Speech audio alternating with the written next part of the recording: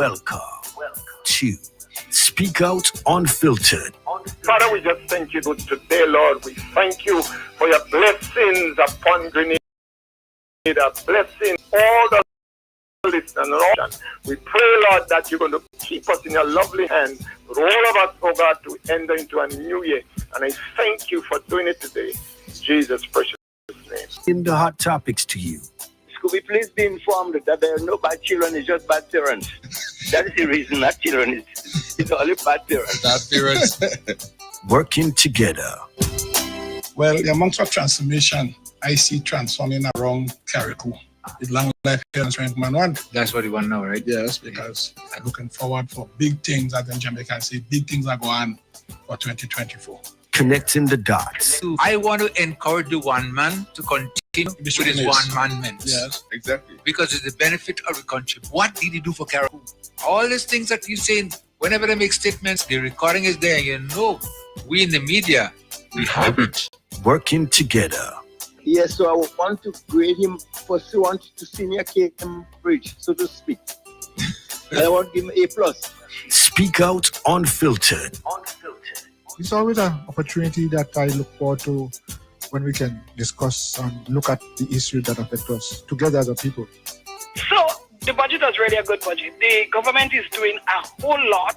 They're doing for the people. They're opening the eyes of the people.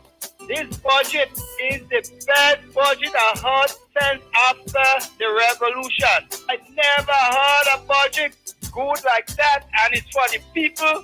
A people budget, you call that. I am very pleased with this government.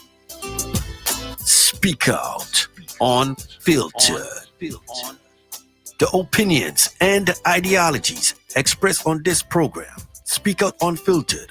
It's the views of its rightful owners and not of Vibes FM 101.3.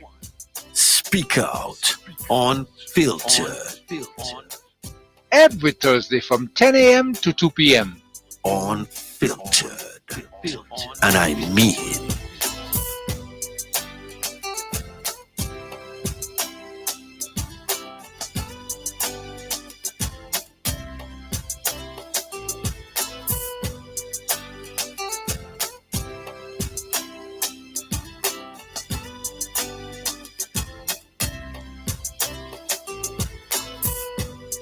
And it's just about time for us to say good morning again to you right here on Vibes FM. Welcome to the program Speak Out Unfiltered for today, Thursday. We're looking at the third day of October. Good morning, good morning, good morning to the trial and state of Petit Martinique, Carriacou, and Grenada. Good morning. And we want to say a special good morning to those of you in St. Vincent and Grenadines as well, locking it down to Vibes FM. Thank you for tuning in. Our listeners on Facebook, we want to welcome you. Those of you on YouTube, we want to welcome you. And on the internet as well, wherever you are, good morning to you. To remind you, the program is interactive. You can always call us when we open up our telephone numbers, 403-0101, 403-0101, and 458-1914. Take those numbers down. You just may need the numbers. And when we ask you to participate in the program, you can do so. And to remind you again, it's your program. It's a platform for you to exercise you to do. Your opinions are always welcome. Whatever suggestions you might have as well too, they are always welcome. So let me move right over to my panel, and I want to say good morning to you, Koi. Good morning. What's up, Koi? Morning. Good morning to you, Kim. Good morning to you. Up? I'm good. I did not expect I was going to be in high spirits this morning because sometimes you're up, sometimes you're down. In the way you feel, but I realized coming here this morning, I just found myself in a pool of high spirits. Where I'm feeling good. As I said, that doesn't always happen, but of course, you have to appreciate it when it happens. So good morning, Sir Leo. It's nice to regroup again, and I do look forward to, as our colleague used to say, what? Robust intellectual debate. Yes. Yes. So I'm looking forward to engage the issue that really affect us here in Carriacou. All right, so Leo, good morning again. Good morning, my Redeemer. Mm-hmm. How are you doing? I'm fine, thank you. I hope that you well. Oh, yeah, everything I'm doing okay, very well.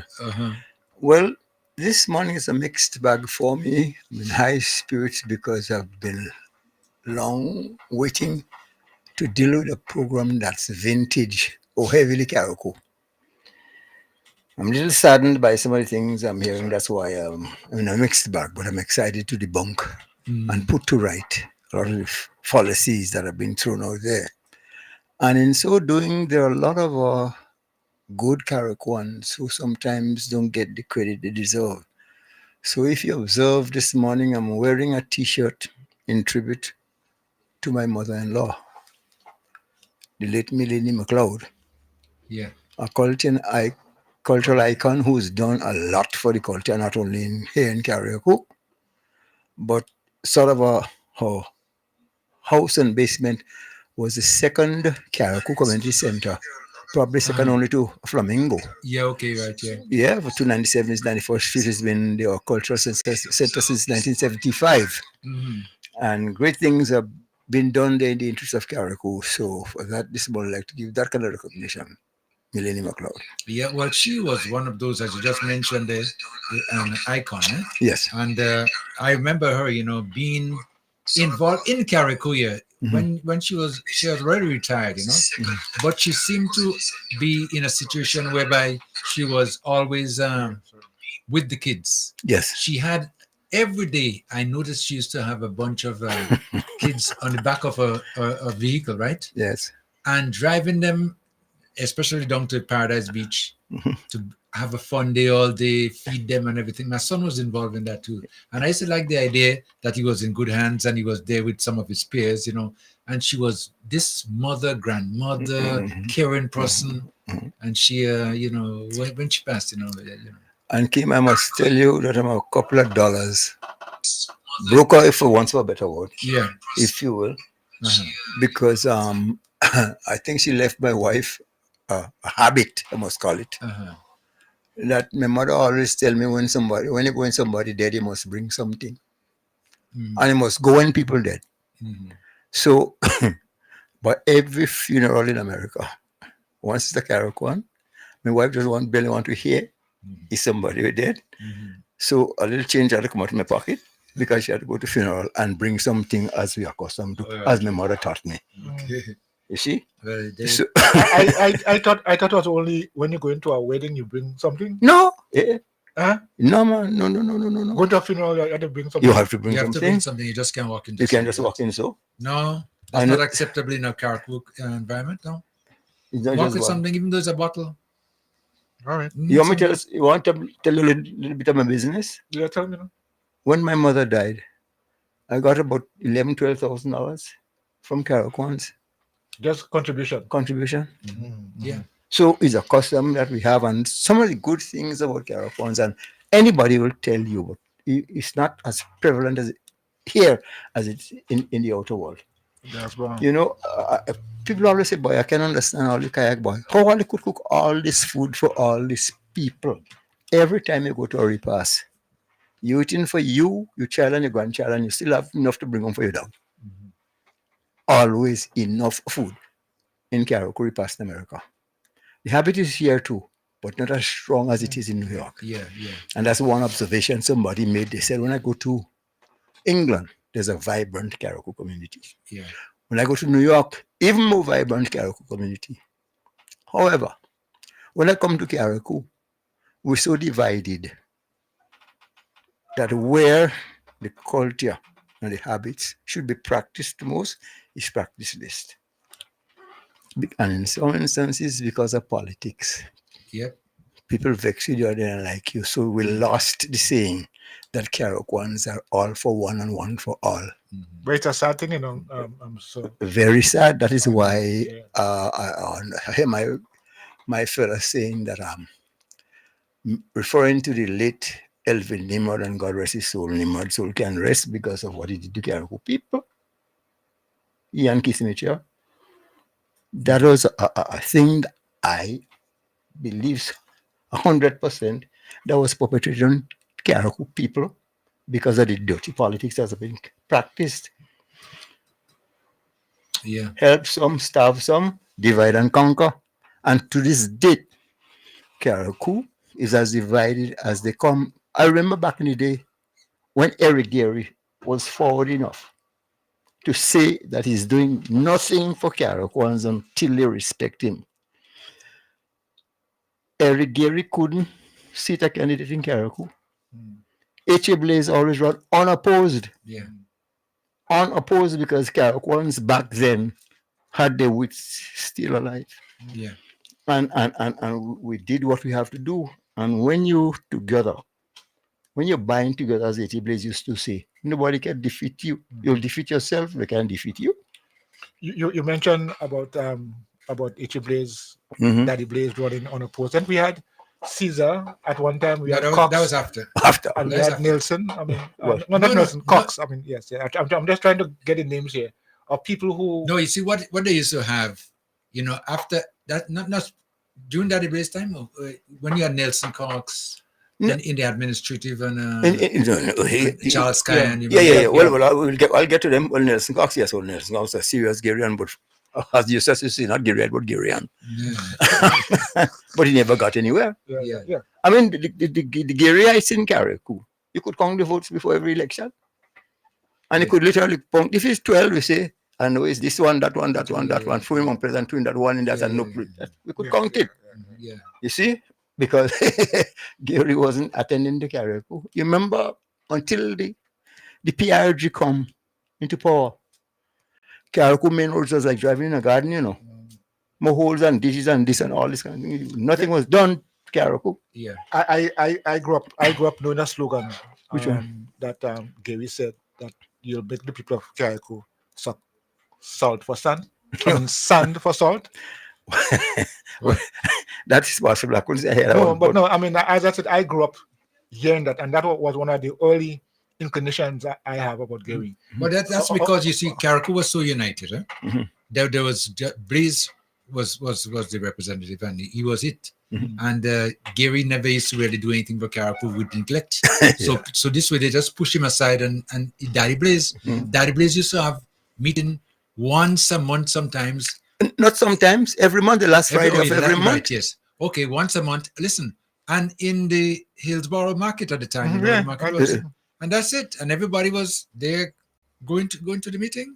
And there was no. And to be informed as is what's happening from the government end. So back then, it wasn't a big secret that you could hear nothing from the government. And when you ask for certain things or certain reports, it's not your business. It is your business. Absolutely.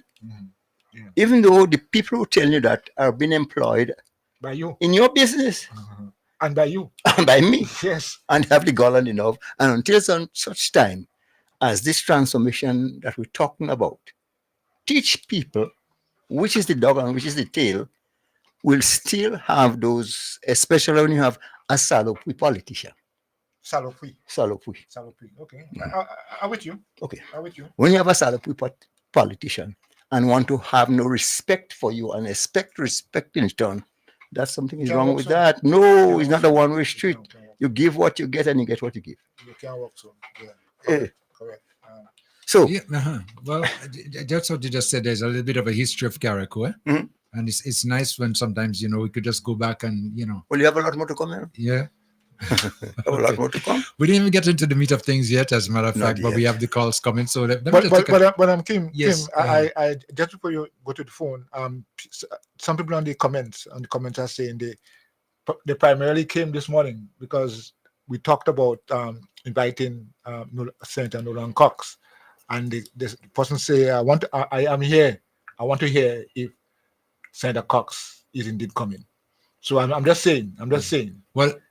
Yes. No, well, okay. Let me tell our listeners, because I me and Salio, we decided that we were going to go out and try to invite him to come on the program today, but unfortunately, we are not able to get in touch with him.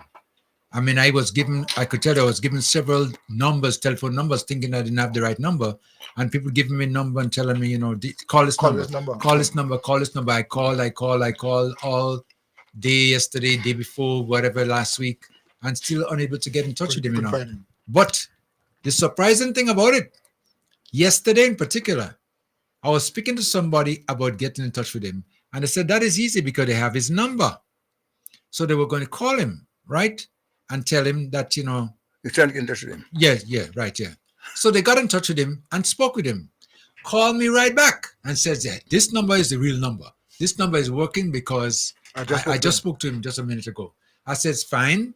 And what they did, I called, no answer, not answering. So I'm of the opinion and belief that maybe calls have been screened, and maybe he's trying maybe to avoid, talking with us, sort of the audio. Well, in this regard, Yeah. the apple didn't fall too far from the tree. If you remember, his mentor and boss would always say, I'm waiting an invitation from Kim. Yes. So that I could go on the program. Kim And air my share on my side. He never comes. He's more evasive than Barakuta. Now, my boys adopting the same policy. Don't go on the program because we figure the truth will be told. And not everybody like to hear the truth. But even though he's not here, I think we could, for the benefit of the listening audience, give excerpts from his contribution in the what they had last time? General Council? General Council meeting. General Council? Yeah.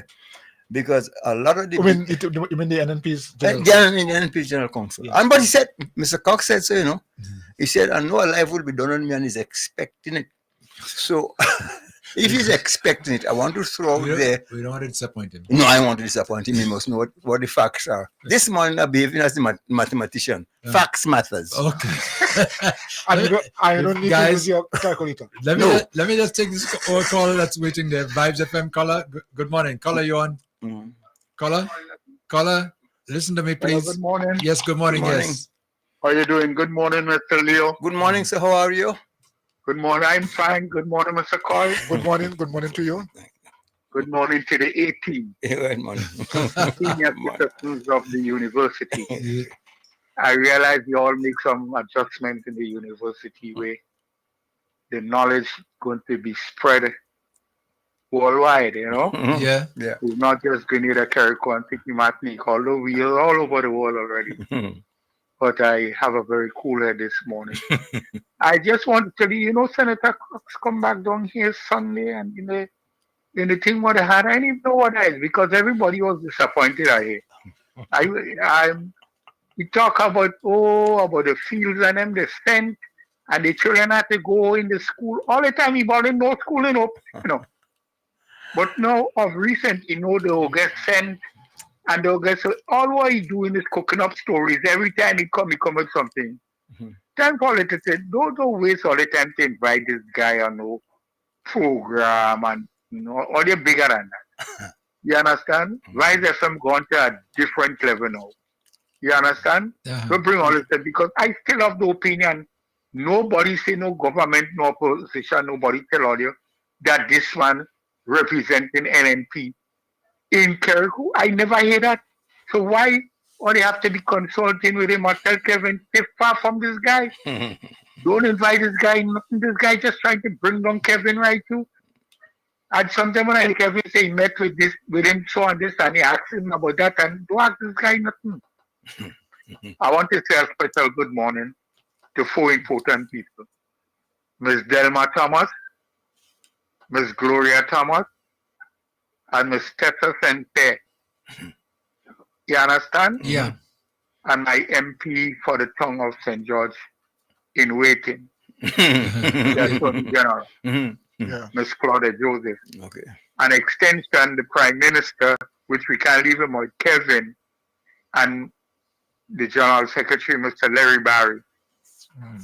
So I know clearly NDC is in good hands. And all the people of Carriacou and Petit Martinique, and Killer B, a special good morning to everyone. There's a different tone this morning. I just going to tune in and listen to you for the rest of the day. Thank you. Okay, thank you so much. Okay. All right. Thank you. Okay, thank you so much. And the telephone numbers again, 403-0101, 403-0101 and 458-1914, 458-1914.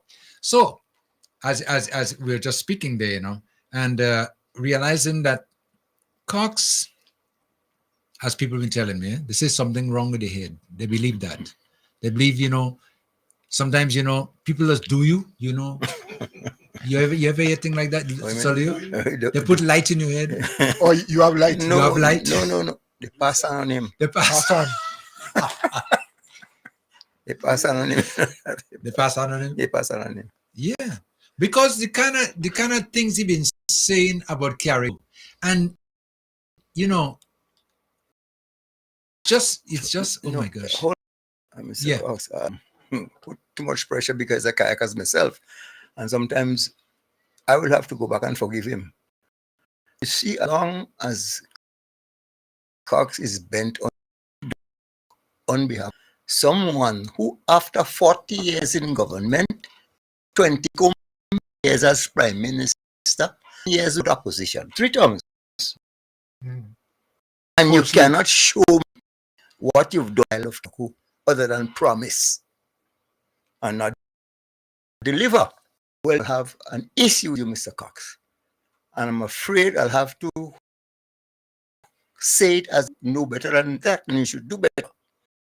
And if no, I should say Judas sell Christ for 30 pieces of silver. You're about selling Karaku, but look at it's 13.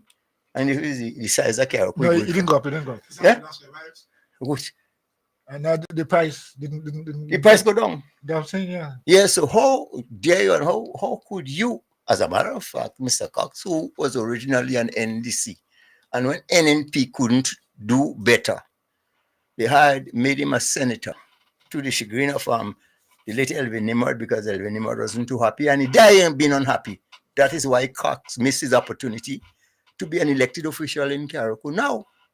Because you should recall, when they got disgruntled with Mr. Nimrod, and the boss came to Karaku to do a survey of how the party stands in Karaku, and the hierarchy of the NNP met at the resource center to tell the ex-prime minister that not only the ministry is dysfunctional, the minister too is dysfunctional. Right. And he had to go his way. But he knew he was somewhat popular in Karaku. He's still popular in Karaku, and he still stand a chance of doing well in Karaku if he ran. But the party didn't want him anymore. But to go smoothly, they had to disappoint Nolan Cox, who was the front leader by a mile. Yeah, because they did a survey, you remember? 44%, 31%, and 28%. Look at that. In that vicinity. Yeah. Mm-hmm. So, but yet, the one with the lowest poll got the nod. That is because Elvin Nimrod despised Nolan Cox. So how could Nolan Cox not talk about the late Elvin Nimrod, God's rest his soul, Nimrod soul can rest for what he did to Karaku? After you divide Karaku, people and leave us still destitute and at each other's throat.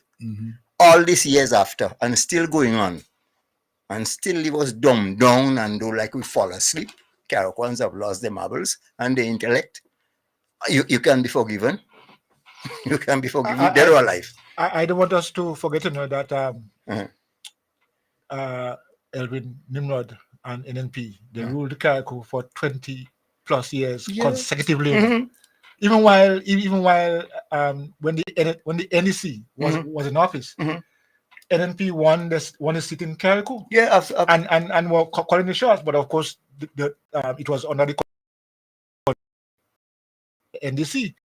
So all these years they had enough time to put it in the hands of things and come, yeah.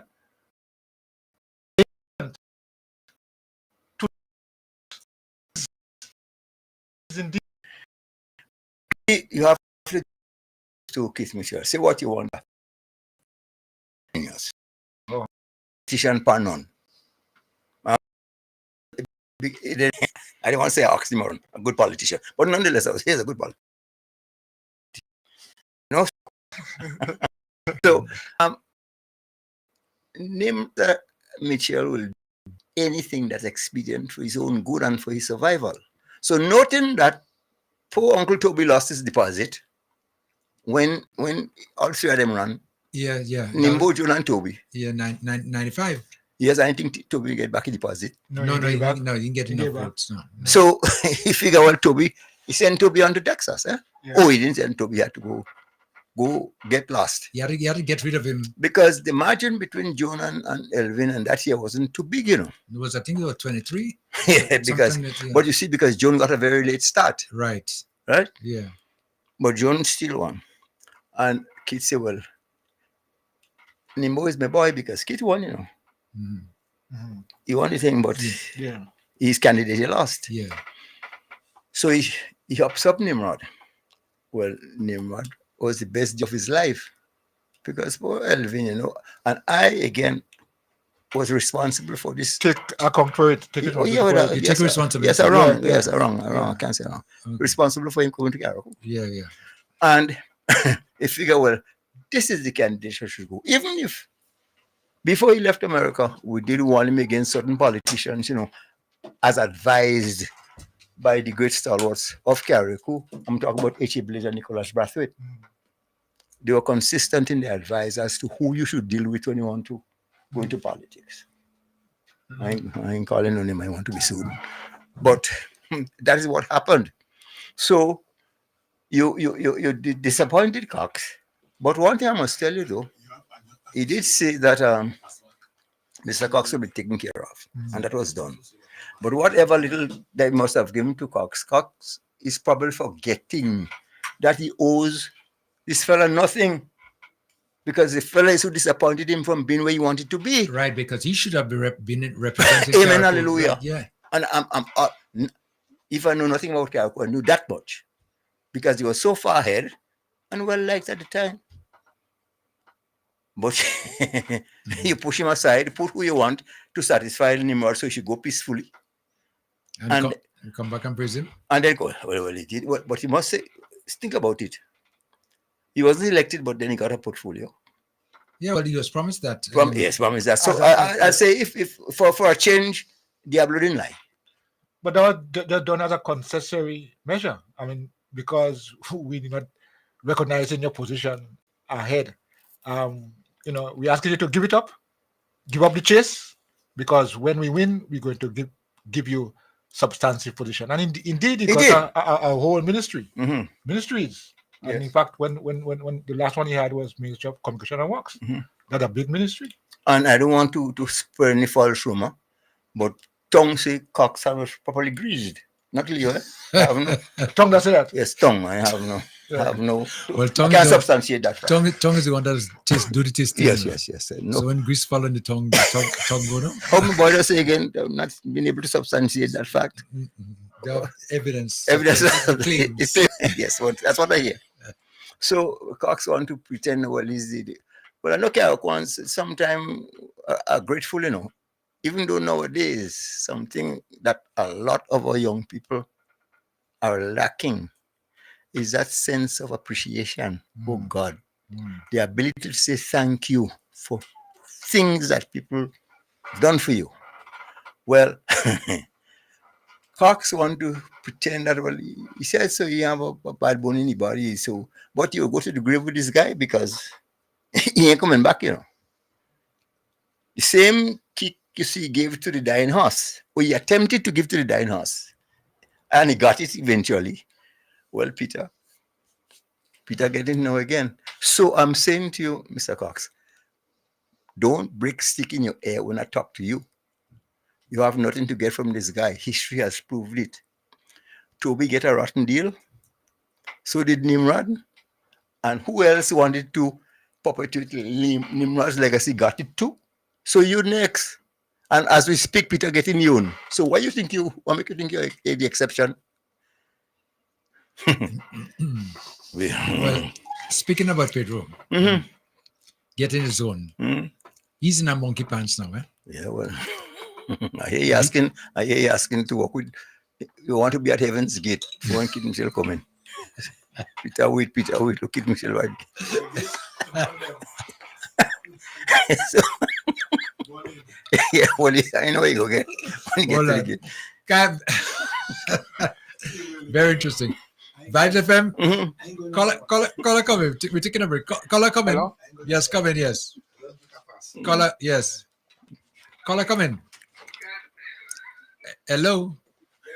Hello. Yes, go ahead. You're on.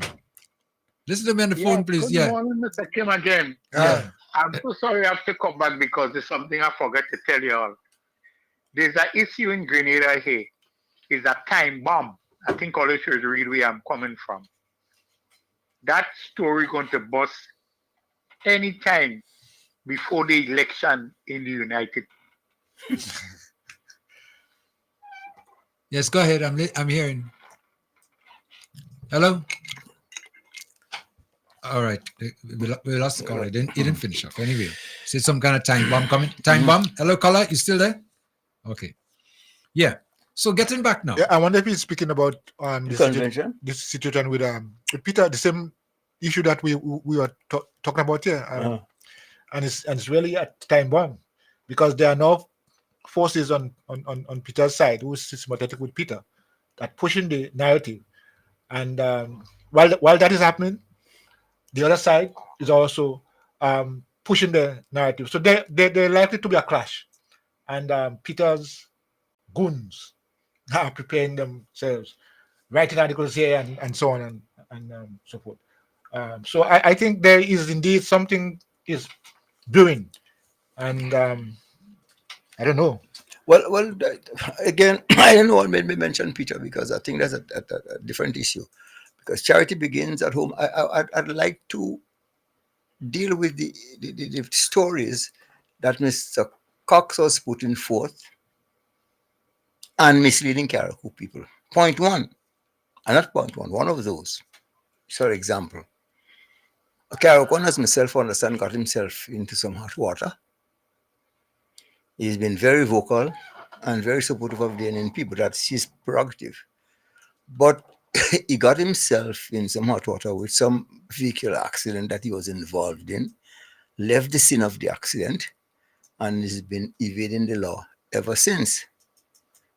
And I understand that he was finally caught up with and dealt with accordingly. Yeah. Now, Mr. Cox is going to say in his contribution that that individual was arrested because he spoke up against the government. Yeah. And that is so undemocratic, and people are upset about it. Yes. Well, disingenuous. I want to say that's what I want to use. Yes. Disingenuous because he knows better. Don't tell me you don't know better. He knows better. Well, why do you go and spread this false information out there? What do you have to gain? Is what you want to bash in this so much and say the victimization? They shouldn't even use the word victimization because they invented the word, And I could tell you, if I go into history, I could tell you they invented the word. But you're going to have Cox going there and pretending you don't know. And well, he doesn't know most time he doesn't know what many Carriacou. But I don't know if he should know or you have to learn to know. But you ain't learning to know. But that's about what he wants. What? Listen what Sorry was just saying there. I just find the clip. I did not say is it a young man who decide to speak up for Carriacou and Petit Matnik. You have to arrest him, you have to detain him. Why is that? Why is it that you have to do that? It is so sad. It is so sad that we have to be experiencing this.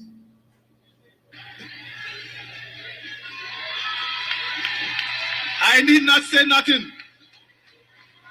We stand for democracy. We stand for democracy. When their surrogates was saying all kind of nasty things, they had no problem. We never arrest nobody. We never arrest nobody. Allow people to speak. Allow people to speak, brothers and sisters. That is what we are about. Listen to that. Well, it's about when we were saying all kind of nasty about the party. Yes. We have too many things to say about the party except that they did nothing. Well, you have to come from 1 to 2, Is one, nothing. You did nothing for Carriacou. Case closed, argument raised. We have no more to say. So it's not so like you did 5 things and we have to number them. The fact of the matter, you did nothing is all we have to say. You did nothing. Amen. What else to say? So I know you're trying to fool. Mr. Cox, you have an opportunity And we've been trying to reach you, and you, according to yourself, you were expecting to be dealt with on the contribution that you made. The tomfoolery you tried to put in Karaku people, but then you've been very evasive. I don't know. Well, I hope you remember my number. I could, or my email or something. Get in touch with me. You wouldn't return a call. Because you know, as well as I do, Vibes 101.3 is the medium that reaches the most Karakuans and the wider world. So if you want to get your stories out and you want to air your facts, come to Vibes FM. If you don't want to go to Vibes FM, we could put up a speaker in the market. Well, no, listen, he doesn't even have to come here. Hold on. Yeah, with go anyway. technology now, he could stay home.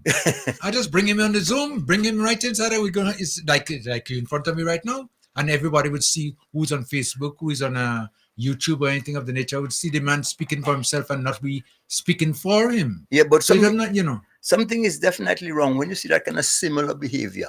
As he and his elk promising to come, I want to come over there, and you're hiding it. Yeah. And just talking. Yeah, talking. They won't invite me. Yes, we were invited. Yes, you can come. And if you don't want to come here, we can meet at any venue. Convenient for you to discuss issues pertaining to Karaku. And I think it's necessary that happens, because we're dealing with issues here in Karaku. And this is a critical and important time in the development and life of the people here. Discuss, you want to lead this island again, like you and your NNP, discuss the issue. What plans do you have? Why didn't you do certain things when you had to do it? So I am saying that meeting is important, because if you want to lead this country, lead these islands, you have to say exactly what you're doing and what your party would have done. So, I think he should have taken the opportunity. We have been belching out all the time. We want to speak. I know of efforts being made to try and reach him so that we can have a conversation. This is about the people. It's not about two businessmen. It's about the people. Yeah, but the false information it's putting out there. Listen to the beginning of this thing. Listen. I did not say is it a young man who decided to speak up for Karaku and Petit Matnik. You have to arrest him. You have to detain him. Why is that? Listen to that. Decide to speak up. Speak up for Karaku Petit Matnik. Yeah. The young man can speak up for himself. You listen to it?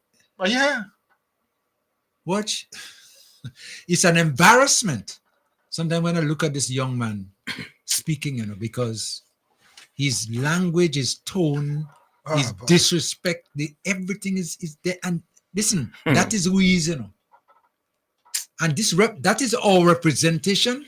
That is representing Karaku and Cox. Up on behalf of Karaku. Yeah, and Cox saluting that. That is consistent. Very consistent. You check the mathematician. You know 2 tens, but you want to represent. Huh? 2 times 10, 10 is this number to multiply by. Just add a knot. Just add a knot. And then you want to speak for government, and you know what facts matters, and this all this kind of foolishness. Is those kind of people the NNP could hire because they come cheap.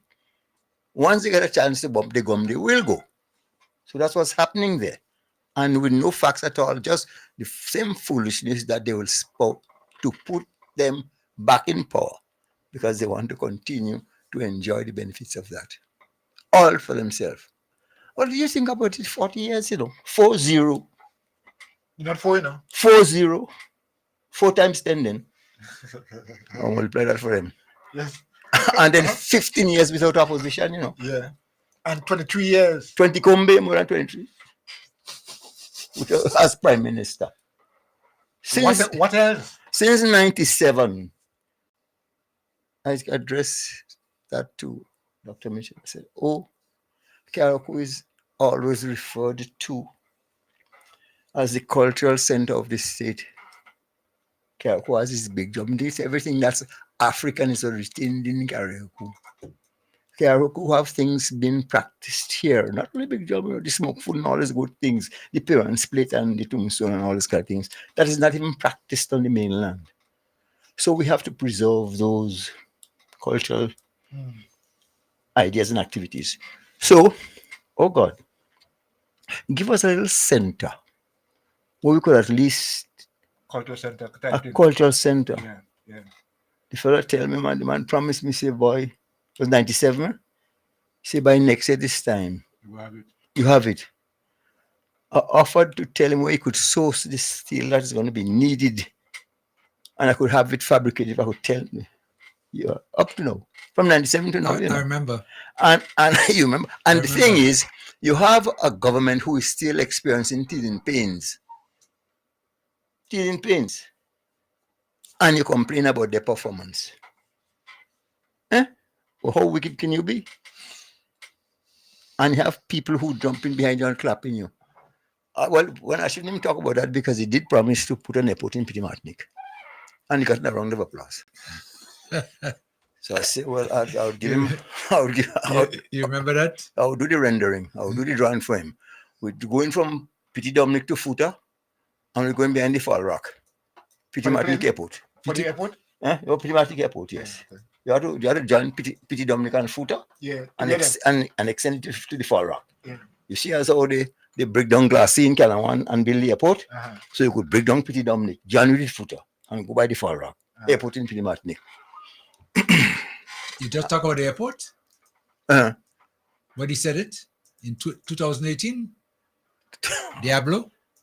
Brothers, therefore, we considered the expansion for the time being of your airport. To be able to take bigger planes is the first stage. But meanwhile, consultants and group are now working on the new airport that we'll have in Pity Martinique, Karuku and Pity Martinique. And I want to tell you this. I want to ensure that this happens before I leave government, sisters and brothers. So Karuku, this is one, and the thing I'm promising you, we will deliver a new airport for Karuku and Pity Martinique. Good. By the way, my good production, man. What you have on point. Just say once. Pity Martinique, we're still waiting for the airport, you know. And before the end of his term, that was in 2018, you know. Well, probably that's why he wanted to come back. So since that time he was threatening to leave the scene. Yeah. And until he recently talked about one for the road. So since he come for one for the road since then, he's been saying to us here in Carriacou and Pity Martinique, hey, listen, I won't be around for long. That's what I want to do before I go. And it has never happened. I guess he wants to come back so that he can really genuinely finish what he has to do. Like build a airport in Pity Martinique. In Pity Martinique. Leo. I mean, what? But you know, boy. I brought a cock and feel. Mm-hmm. But when them the stalwarts of Pity Martinique put in the gun already. Just for saying that you should get to planners. Because you're doing it, don't lie for people. After you must stop it. Well, of course, as we see now, it's continuing. Mm-hmm. Yeah. You want to come back again. Boy, it's sad, so sad. And it is painful for me to even think that a young Caracon will avail himself to that kind of a foolishness. Yeah, and he has so much potential. Yes, man. Don't sell a young fella. Remember, country, 5 times, 10 times before party. And there is no way this dying horse, because the only dying horse today is not H.A. Blaze, you know. There is another dying horse. Still walking? Yeah. And I care, he could walk, he could live as long as Methuselah, or for that matter, cousin Massima, he's still going back there. By the way, just remind us that Massima died at 118? No, 119. Mm-hmm. 119. Yeah. Okay. Now, Cox have a problem with 2 businessmen in Caracou. Oh, Lord. I know. You have a problem with 2 businessmen in Caracou. It's wrong to be a businessman now? I never think. You have a problem with 2 businessmen in Caracou. If you have to help a young person And the first thing you have to do is to see whether or not their family or family members support you or they support you before you can help them. Then we are doomed as Caraquans. And that is what is actually been practiced. And it's quite unfortunate that is happening. And hence the reason why I feel a deep sense of responsibility that I have to speak about this. What? I cannot be here and be in this position and not speak about it. It is unfortunate. It is uncalled for. It is unwarranted. There is no reason to treat people like that. You see? And now he continues. I was listening to a program and I have to laugh. I was wondering whether I should laugh or I should cry. On a program, an NDC representative was hailing two businessmen in Carriacou as heroes. I was so shocked. I was so shocked. Hailing them as heroes. Brothers and sisters, right after the general elections, these two businessmen have been receiving support from the government every single day through services, whatever grants, they have been supported by the government. That is their party. They go out every single day and speak negative about the National Party as if we never existed. After receiving support from the government for the past 2+ years, Hurricane Beryl came, businesses damaged. So obviously, I mean, if you've been supporting somebody for years and you need a little favor now, you expect them to say, well, we go help out 2 people for you, we go house out 2 people for you. That is normal. That is expected. And that is expected of any Carriacou. But for you to do that, and for them to pay you, have government resources repairing those persons' places while persons don't have roof on their house. Why the hospital is roofless? Those 2 businessmen, buildings have been receiving support from government. I didn't say so. You didn't say so? Who's saying it? Who's saying it? Well, let me say this. You're bound to beat around the bush. Leon came. I won't sue you because I realize soon you're ringing a dry cloth. Yeah. But I won't sue no make a boss. I ain't doing that. I could take the talk. So say Leon came. But you know something? Let me give you my Carriacou resume. Not all of it, a bit of it. Because I hear you talking about a child. And I guess you were referring to Honorable Kevin Andrew is a child. Well, as far as I'm concerned, all his grandchildren, starting with you. Because I know why. I've dealt with Magnus and I've dealt with Vonan. So that should be a little hint for you. So you can come, and I've been contributing to Carriacou long before you were born. And all know, and I tell you something else. If you and your boss live for the next 40 years, you all will not equal Leo Joseph. And I'm proud of that. And if you won't do it, I'll blow my own horn. Because when we tried to improve the health situation in Carriacou with CHS, it was under NDC, you know. The party didn't matter to Leo Joseph. Millions was invested, more than you and your government ever did. Because when Carriacou was without an X-ray unit, as basic as that, it was Leo Joseph and CHS. While you and your prime minister are sitting there and spending money on call center and shrimp farm, and Carriacouans couldn't go from Carriacou to Grenada in decency, but to lie on the floor of the Osprey. Leo Joseph was building center, so we could have minor procedures in Carriacou. So don't go there.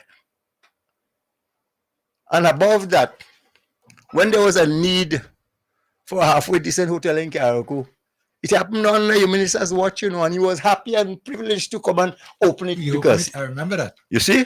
Yeah. But all convenient, all the memories convenient.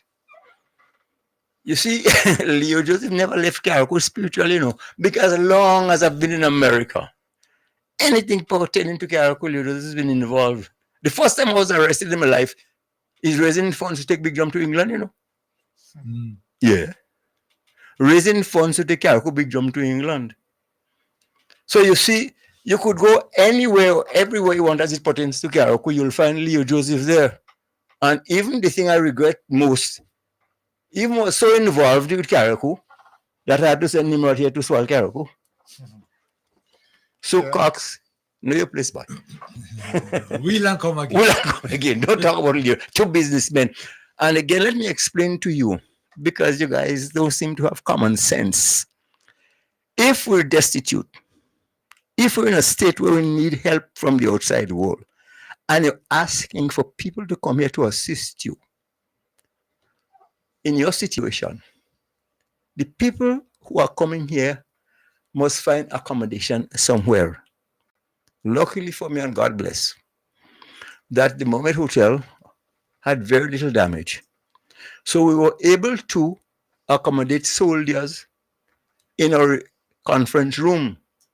The place was like a campsite, cots and Everything mattresses all over the place. Leo Joseph provided for that because they come in to help the people of Carriacou. You included Cox. And when our goodly Prime Minister thought that we'll need more than the hotel could give, and CHS, which I own, was available, use it. So if in the process they see there's some minor repairs that are to be done, you could go there right now, and it's not even ready yet. To accommodate the people who are coming here to help, again, we're helping Carriacou, so that's why Leo Joseph did. I don't live at CHS, Nolan Cox. You know better than that. I live somewhere else and have options in Carriacou. And again, God bless me, damages were very minor. So I have 22 rooms in Mohammed and have a couple of rooms on the other side. Where I now reside, you could come there if you want to see it. So we need help for that. So don't try to tell people that government helping people. You see these Meals on Wheels that you created, I understand, which I consider to be wheels and deals, because you're cooking food, putting a styrofoam box and marking NNP on it. Who the hell is your company? We don't. What in the Cox? Huh? Carriacou people are more than that. We could prepare our own meals. We don't need you or your government to come and get some white chicken to make people sick. Carriacou have enough fish. We have kakabawi. We have what we call it, poisson we make. We have zandolila, we have kingfish. Fine. Give us some fish, man. Every day is this white chicken. We want more of that. No, thank you. Yeah, but I'm still trying to figure out, Sergio, what is the motive? No, haters, man. You just feed the white fowl. Asking for motive. No, no. Honestly, for why are they doing? Why? No. But he in particular. Why? Okay. Why? What is the reason for that? Haters. But let me give him a quote. And Mr. Cox, a young man, as coming from Wadsworth Longfellow, the heights of great men reached and kept, and I'll give you a modified version, were not attained by sudden flight. But they, while their companions sleeping, drinking rum, and minding people business, were toiling upwards in night. So take that, put that in your pipe and smoke it. If you want to be something or be somebody, have some discipline and hard work. Break you when the morning come. Don't lie down in your bed 10 o'clock and expect those who making an effort to equal the effort. You see Kirani James? He didn't get to be where he is by sleeping all at 9 o'clock, But when he gets up in the morning at 5:30 and training and running, those who want to drink rum and go and battle and then do nothing, well, they can be in the race. Not even in the race. Yeah, so if you want to be somewhere, do something. Don't look at people, what you think they have, and upset with them because you think they have. That doesn't make any sense. This Leo Joseph has always been a contribution to Carriacou and Carriacou causes. More than you, your boss, and your government. Proud of that. And I could debate that on any stage, anytime, with you or your boss. But it's been misled. And that's part of it, because Just what you said there, Solio. If I were to go into my history to tell him who I am, what I you am, do. and what I do for Karaku, And doing. and still doing for Karaku. Well, you better say it, Jim, because you see nobody will say it for you. See, I say it for myself. You better say it. Because like some people, brick and stick in the air, they wouldn't hear. Mm. You know, because one time I told the ex-minister, you know, while people try to do for Karaku, I said, not me. You can't say that about Leo Joseph. What Leo Joseph has done for Karaku is in concrete. You could sit, you know. Well, you did that, but no, it wasn't that thing. What do you want me to say? You didn't make an impact, she said. Well, I didn't make it do to make impact. I make it for Karaku. So it's very difficult. It's very difficult. But the thing about it, I'm still asking, you know, what contribution he in particular Nothing. make to Karaku? Nothing. Nothing. He talk about 2 little bags he must he was dropping off one time in some kind of place and he meet some lady and whatever. 2 little bags, or you know. But, please. But I want to tell you this, huh? Yeah. Some time ago, Derek James, I think, was acting consul general in New York. Yeah, I remember him. Yeah. Called me, Leo. Boy, I want you to assist me. I said, what do you want now? We want to get an extra unit in Karaku. I said, there's an extra unit in Karaku. No, man, I talked to him myself. I said, Derek, you're speaking to Leo Joseph, eh?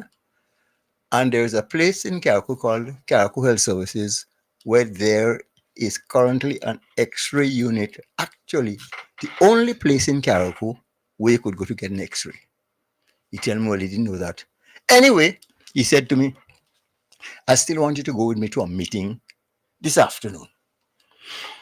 So, well, you know, Leo, he has to do it. Karaku. I get up, accompany Derek. When I went to this meeting now, it was the who is who of the NNP in New York. So when I walk in there now, boy, if you see the eyes on me and the expression on the faces, we just want to come out now, you know, Twitter on board, you know. Where you going? Until, well, Diablo was there. So when Diablo see me walk through, he come on, he hugged me, boy, what happened, and so on and so forth. So that gave a little bit of relief. At that time and that point, he brought me there to meet with Clarice Cohen Mother. She was Minister of Health. And I had to say, there is an X-ray. I told her, there's an X-ray unit in Karaku. But Minister, I said to her, you all don't ever come to Karaku to see what's happening in Karaku.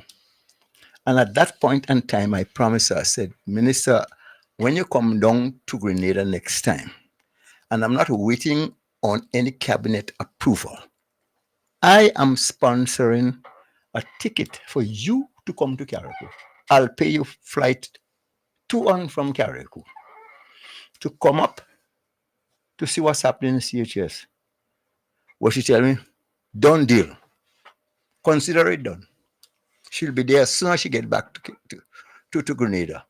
All now are still waiting on Clarice. She ain't get back yet. She ain't come up. But the next time she came to Karaku is when they were reopening the marina in Tyrrell Bay.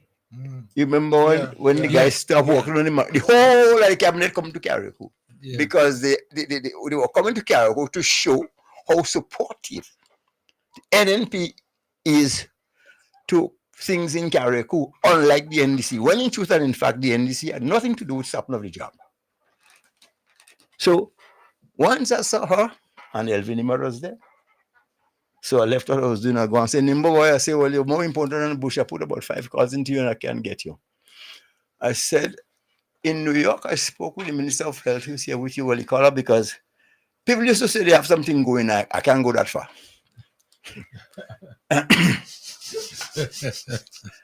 He called her and he said, well, Mr. Joseph is making a request. I said, I did ask the Minister of Health to come visit CHS to see what's happening there. She promised me, but never came. So here's a golden opportunity. So Nimrod said to her, well, I agree, Mr. Joseph. So whatever you have to do, please arrange with him to visit CHS. She in Karaku already. She in Karaku already. Yeah.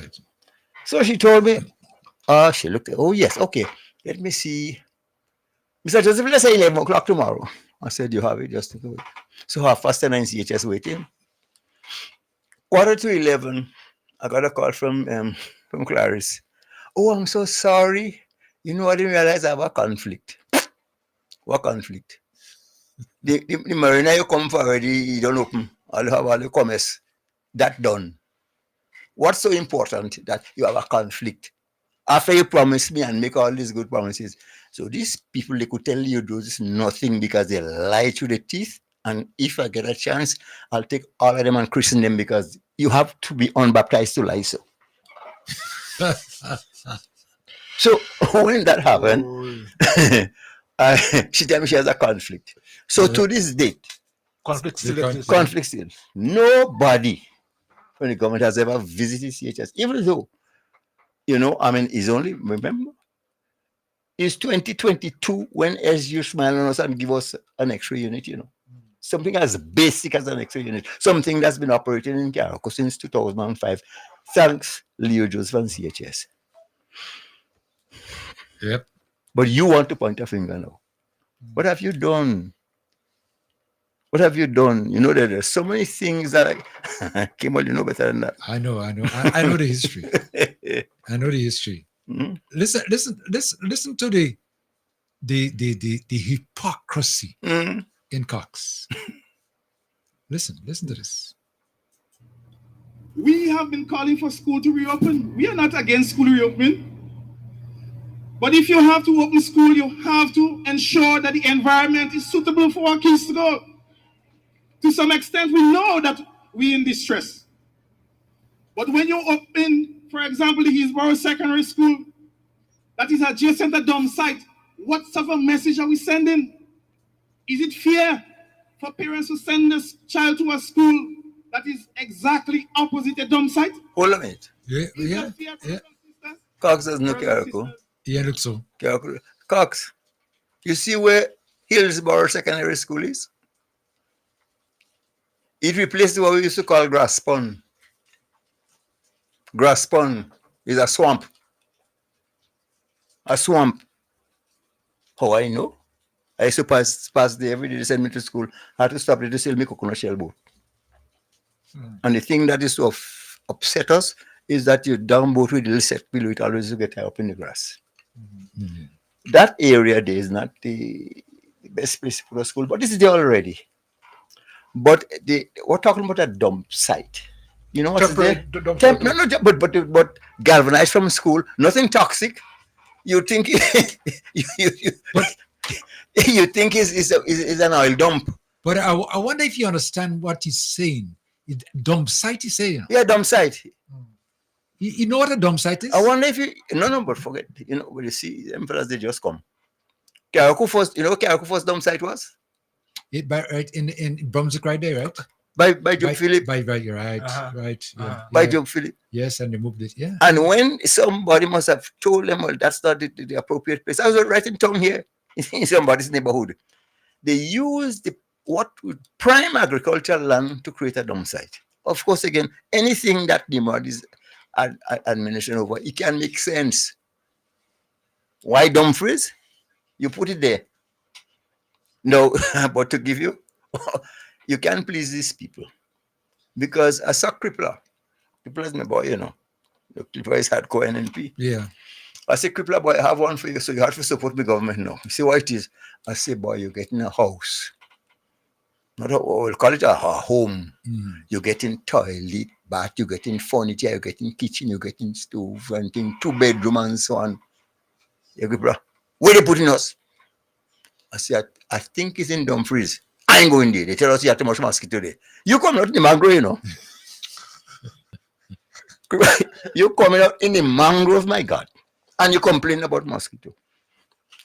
And the mangrove is the headquarters for mosquitoes. How you mean? So you see, why they're telling poor cripple I don't go there? It's not a good place. So when you feed poor cripple this kind of information, you can't think how great them people they are.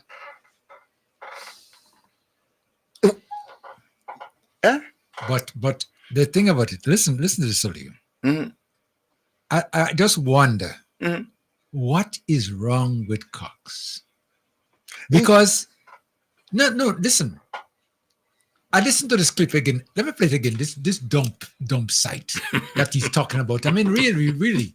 I mean, like somebody just messaged me and tell me he didn't write the script. Somebody wrote the script for him. They put a name down, but I have no evidence to substantiate the claim. So,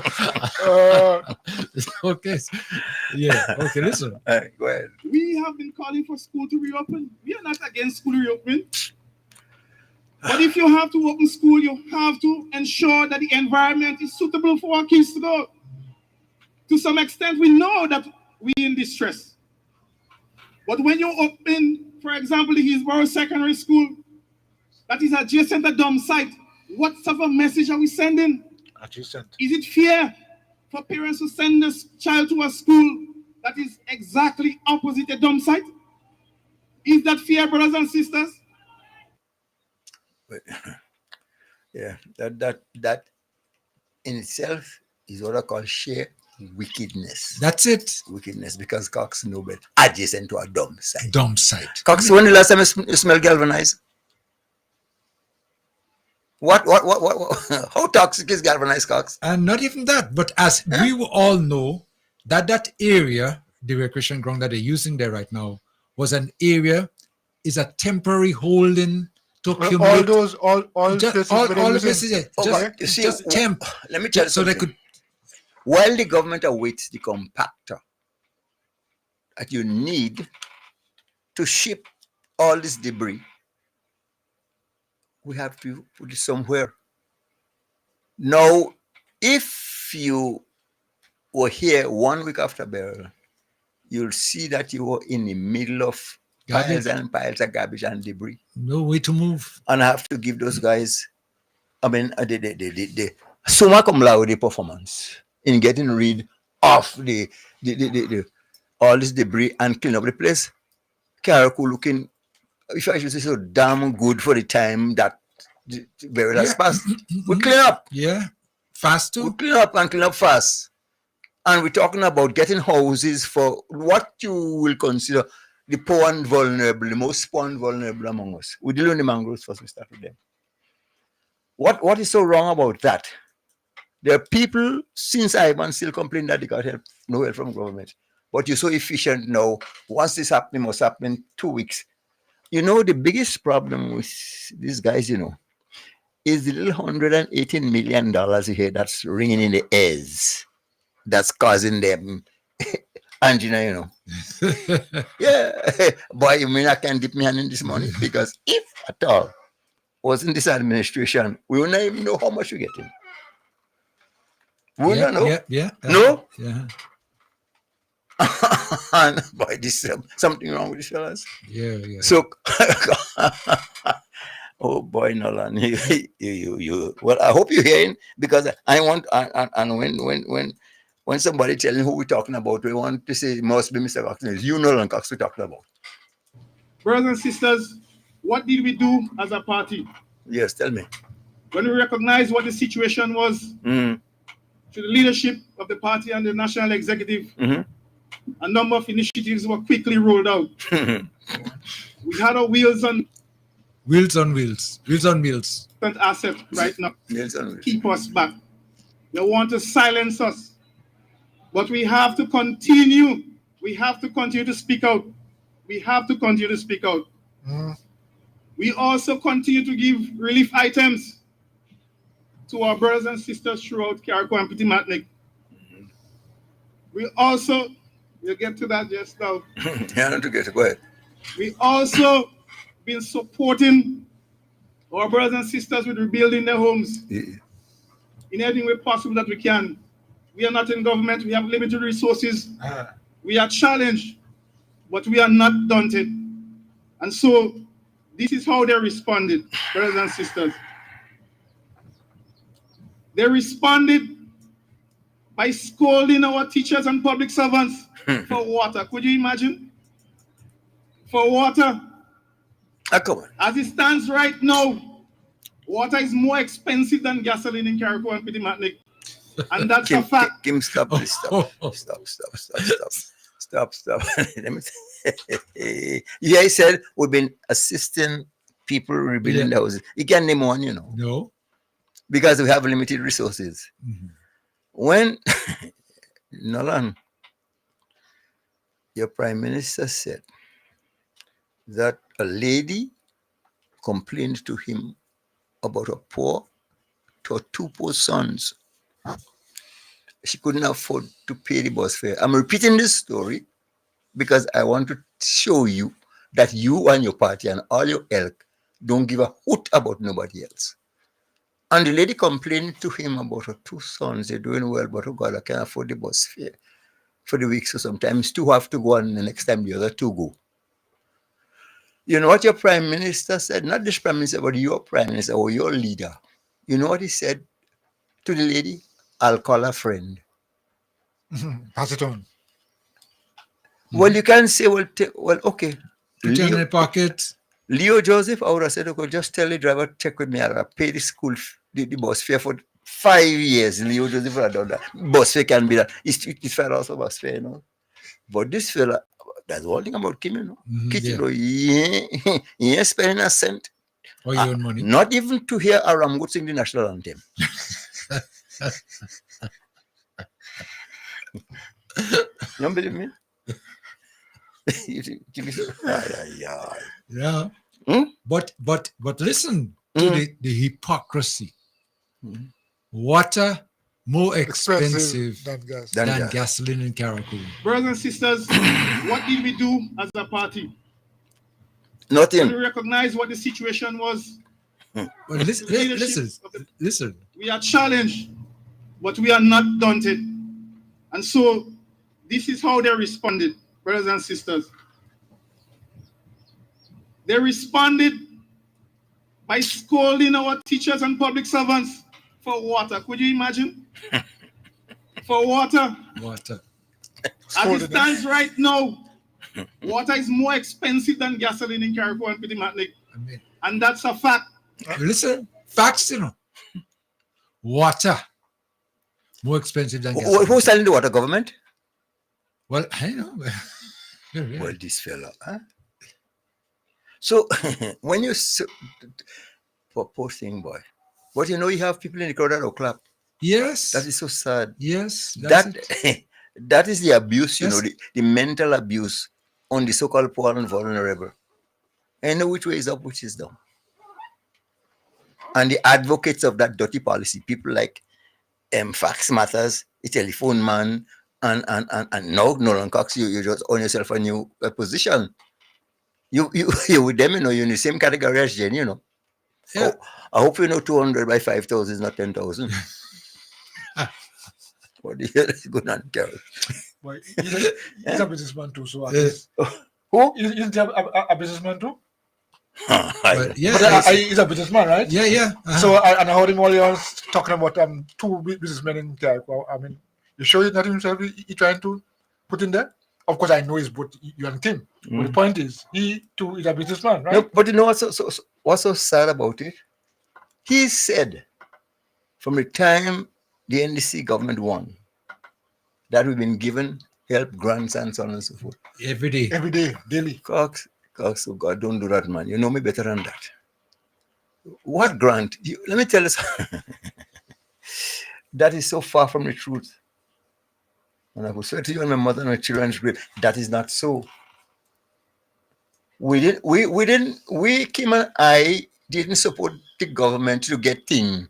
That is all. That is what they do. Yes, that is all you. Yeah. We support the government because we want to get rid of the blight that's been besieging Carriacou and Grenada for all this time, and we're not going anywhere. We want to see our island go up. Yeah. That's the bottom line. But he see, think about it. And let me add this, because look, Beryl just passed, right? With the personal bear, and I don't want to blow my own horn. Well, listen, in my supermarket, the entire stock in the supermarket, when I realized that we were getting wet with water and everything like that, what did I do? I give it away. I say, listen, all they line up. Every day, all they come and line up. And they're giving them bags too. Yes. If they ain't come with bag, take 2 bags. Yeah, and he didn't sell them cheap. No, he didn't sell it cheap. No, take it. Point. You know it's point? Free. That's it. Okay. Yeah. Just like that. Yeah. So you talk about, government give me this. I ain't need government. I'm in a position to take care of myself And give others. thanks. And others. And others. That's important. I mean, you could have played stingy and hold on to those things. Yeah, and people will be saying to me about how you go survive, boy, how you go this. I said, listen, man, listen. I prefer to give it to people. Let them benefit from that. Because, giving, I believe, you receive more at the end from the Almighty. That is my belief from day one. And so I ain't scrunting as some of them that just starting business and trying to see if they could build a business. My business is built, been built, and will continue to build. And wait for me when I have my grand opening. I'll go see. Without government helping me. I did watch. Well, but I tell you something. Keith wouldn't come to the program, but when you have a grand opening, invite me like Finis. And Nolan too. You come with the tight pants? He'll come, yes, he'll come. He'll come like Finis. But you see, what's bother me? Sometimes I'll say to myself, the millions of dollars that is in between CHS and Mohammed and whatever else I have invested in Karaku. I'm not fooled, It's not for a bigger return, Because whatever you invest in New York, once you have common sense, you could make 10 times what could make in Karaku. Every day. But we want to see our little island develop. We want to see our little island get better. That's it. You know better than Nolan. You know who Leo Joseph is. You think when a billboard and come to Karaku to sell for regatta, I think his money come and make Nolan cox. Two of us know about regatta because you like boat too. No, you should know better. Leo Joseph want to see things in Karaku happen and improve.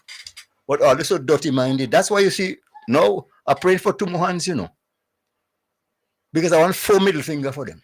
20. They're too wicked. Yeah? Oh.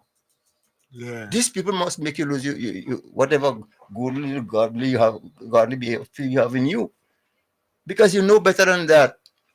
I say, Kim, every time I see I come and I say, well, boy, that to console myself, I say, well, that is my Roman cigarette money. Going away. Yeah. But Karaku look good. And sometimes wherever part of the world I travel, I hear a good symphony or I hear a good choir or I hear a good band or something. I want to picture that happening in Karaku. I want to picture that happening in Karaku. And Mr. Coy is not no, He's not no. Yeah. Not no. Always.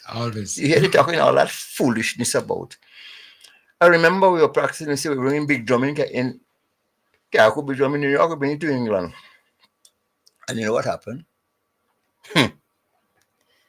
Just about the time we're ready to go, excuses started to pop up. Oh, this side I can't, I say, Lord God have mercy. This time we have Christopher, the late Christopher Kwashi.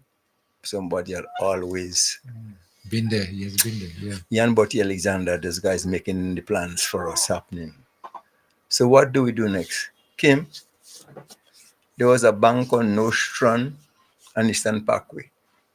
They had middle savings. I'm going to draw $12,000.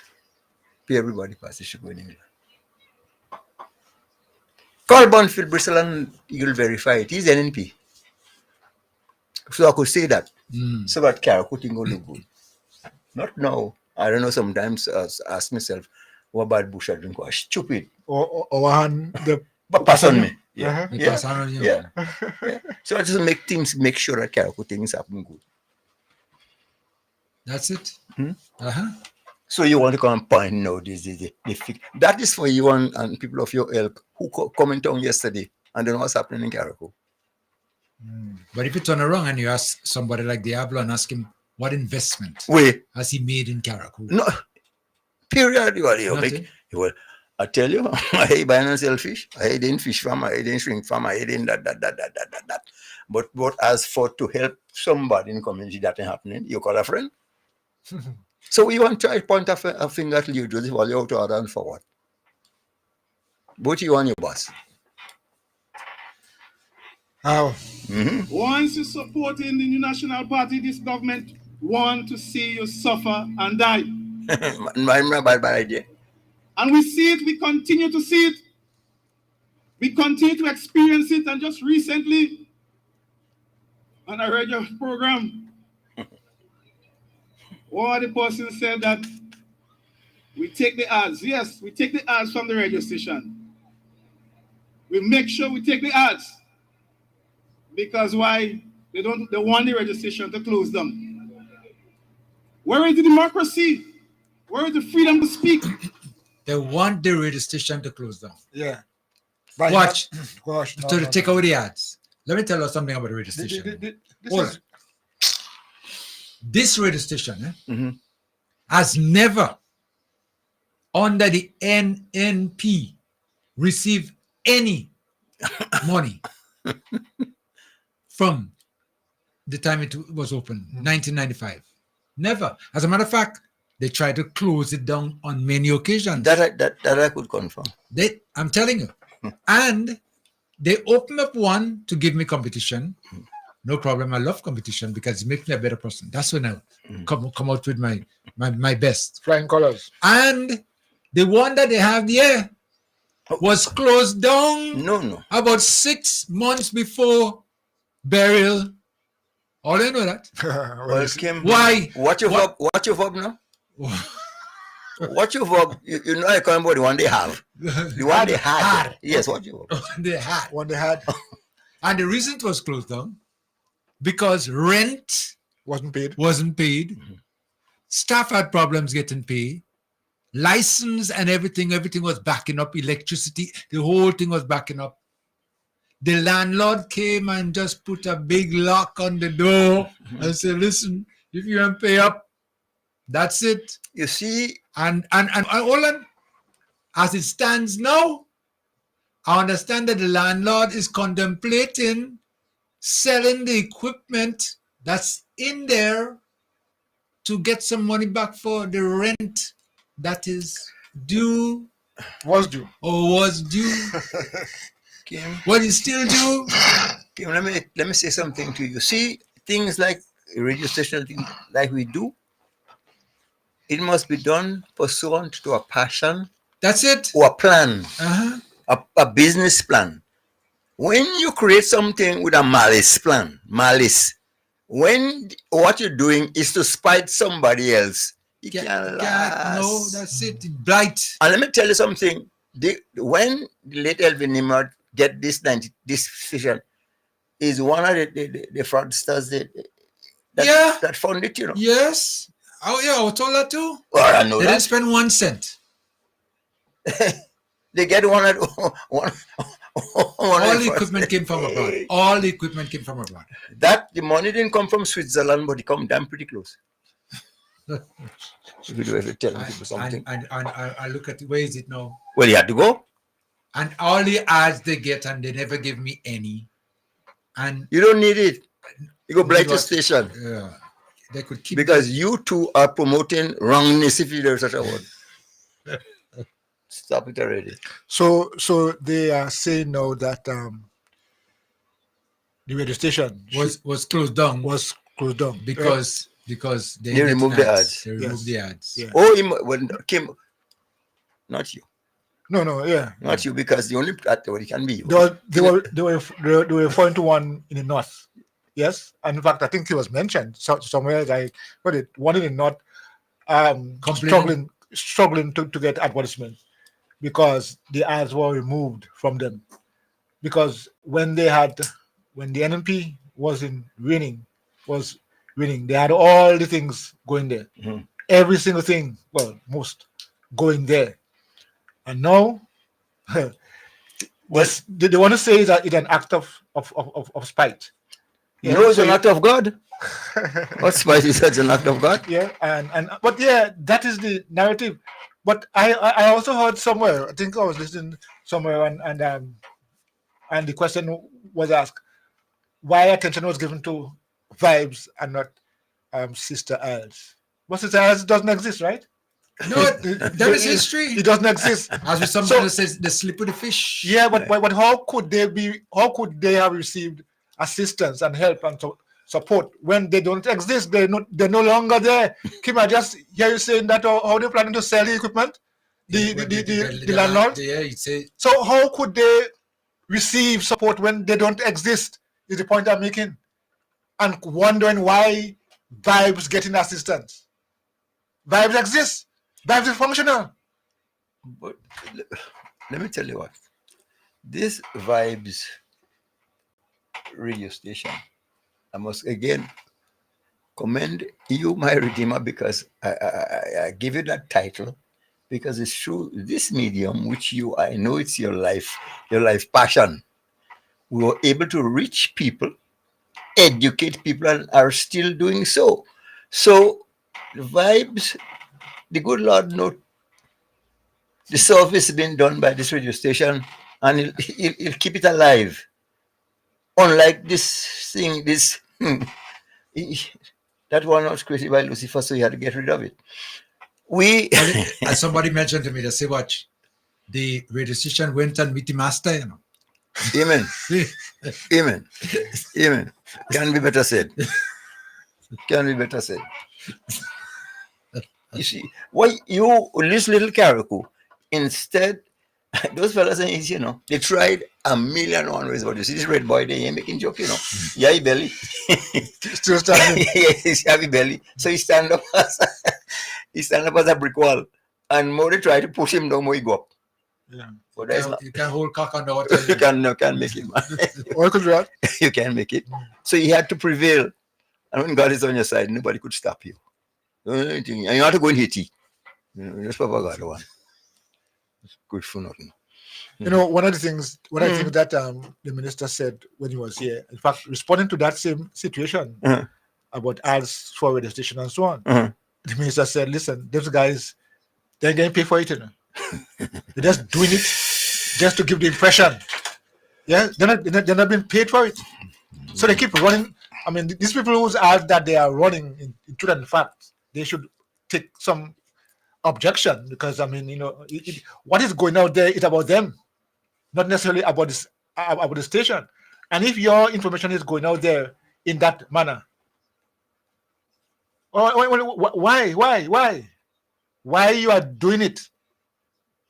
I think we have to deal with those things. I mean, you know, but the thing is that Cox has gone overboard, out of control, and he needs to be disciplined because the information he's trying to spread out there is not accurate, it's not correct, it's no way like what the reality is, what it is. Come on. Let me tell you something. Can't go too nice for that. You must understand too, though, you know, for the longest time, Karaku had only one gas station. But Karaku had a lot of cash stations, you know. Yeah. The policy of the old government, they have the depots. They have a depot in Harveyville with cash handing out. Have a depot in Belmont with cash handing out. That's what here. Mm-hmm. They have a depot in Apple with cash handing out. Mm-hmm. So you have a lot of cash stations around. But one gas station. One gas station. But and so they have a lot of youngsters. They don't want to be too. Yeah. They have a lot of youngsters who are doing nothing and are collecting pension at the age of 18 and 20. They're collecting pension. Pension you're talking about? Yeah. So what pension is again not? Because remember, but remember under Diablo, there was only one set of people eligible for pension, you know, the ministers of government after serving 2 terms.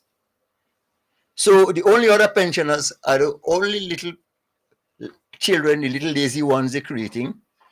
They want them to buy loyalty, so they used to give them a little pittance every month. And they have the cash stations throughout Carrico. Although the one in Harveyville, they say the Bowser ain't working good. Because they say the one in Harveyville, they say they're dispensing more gas than they're getting paid for cash. And he said, and again, less bang for the money. Yeah.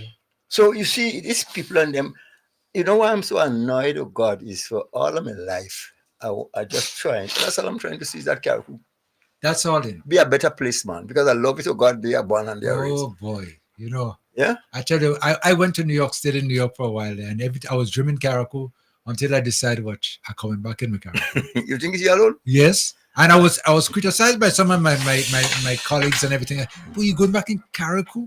I say, yes, Caracou needs me. Caracou needs me. Yeah. I'm going back. Well, thanks for coming back. Yeah. Because your contribution is vital. And that's it, because you see, you want to, anytime you mention Caracou to me, I'm proud of my Caracou. And even now, I speak to my relatives over there, and we're speaking on WhatsApp and with the internet, right? And they drop in the calls like crazy. They call the internet dropping. Mine in Caracou and drop assist. All have to come up to a standard. Obviously better than all them. Because you want the best for Caracou. I remember, and you mentioned it some time ago, the fight or the struggle to not have them remove the market site for that location and put it in the little pasture, as we call it. Yes. In the netball pasture. Yeah. And how much you struggled. Yeah. My man did it anyway. When you spoke about this calypso, that Sly missing song. Well, of course, I wrote it for him. Yeah, right. Yeah. And when I listen to the lyrics of the calypso, again, there is a verse that I want to familiarize you with.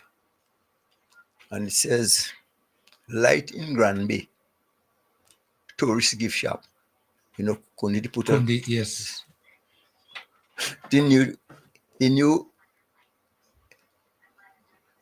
engine to fix. No, the jetty to fix, new engine to work. That the jetty was in repair. Yes, okay. And the new engine for the power station to work. Right. First thing first in building a community, Leicester and Windward should be next to the electricity because they're the more populated villages. But all these things the premier doing, just take note. You're fixing Caracou, you're fixing where you get the out. You understand? I remember a song. Yes. I remember a song. Yep. But it's still, yeah. I remember that. I remember that very, very well. So it's a long time we've been in the struggle. Yes. So I ain't stopping now. No. And which one of them could stop you from running out? I ain't stopping now. It's a long time. The fight been fighting. And whatever little life God give me left, I will spend it on those wicked people who want to see Caracou go back in bondage. No. But I'm just wondering, again, what is Cox's motive spreading all this wrong information? What is the motive? Doing that on behalf of his boss. Don't you follow? But hold on. But don't you have to live in the community? I look at it, I look at him on the general counsel, and looking at him, I felt sad because that is not the guy I knew. Well, he bring himself to that. Old people will say, how checks bring himself, give it blue. You don't hear that? So, what checks doing in white clothes? Yeah.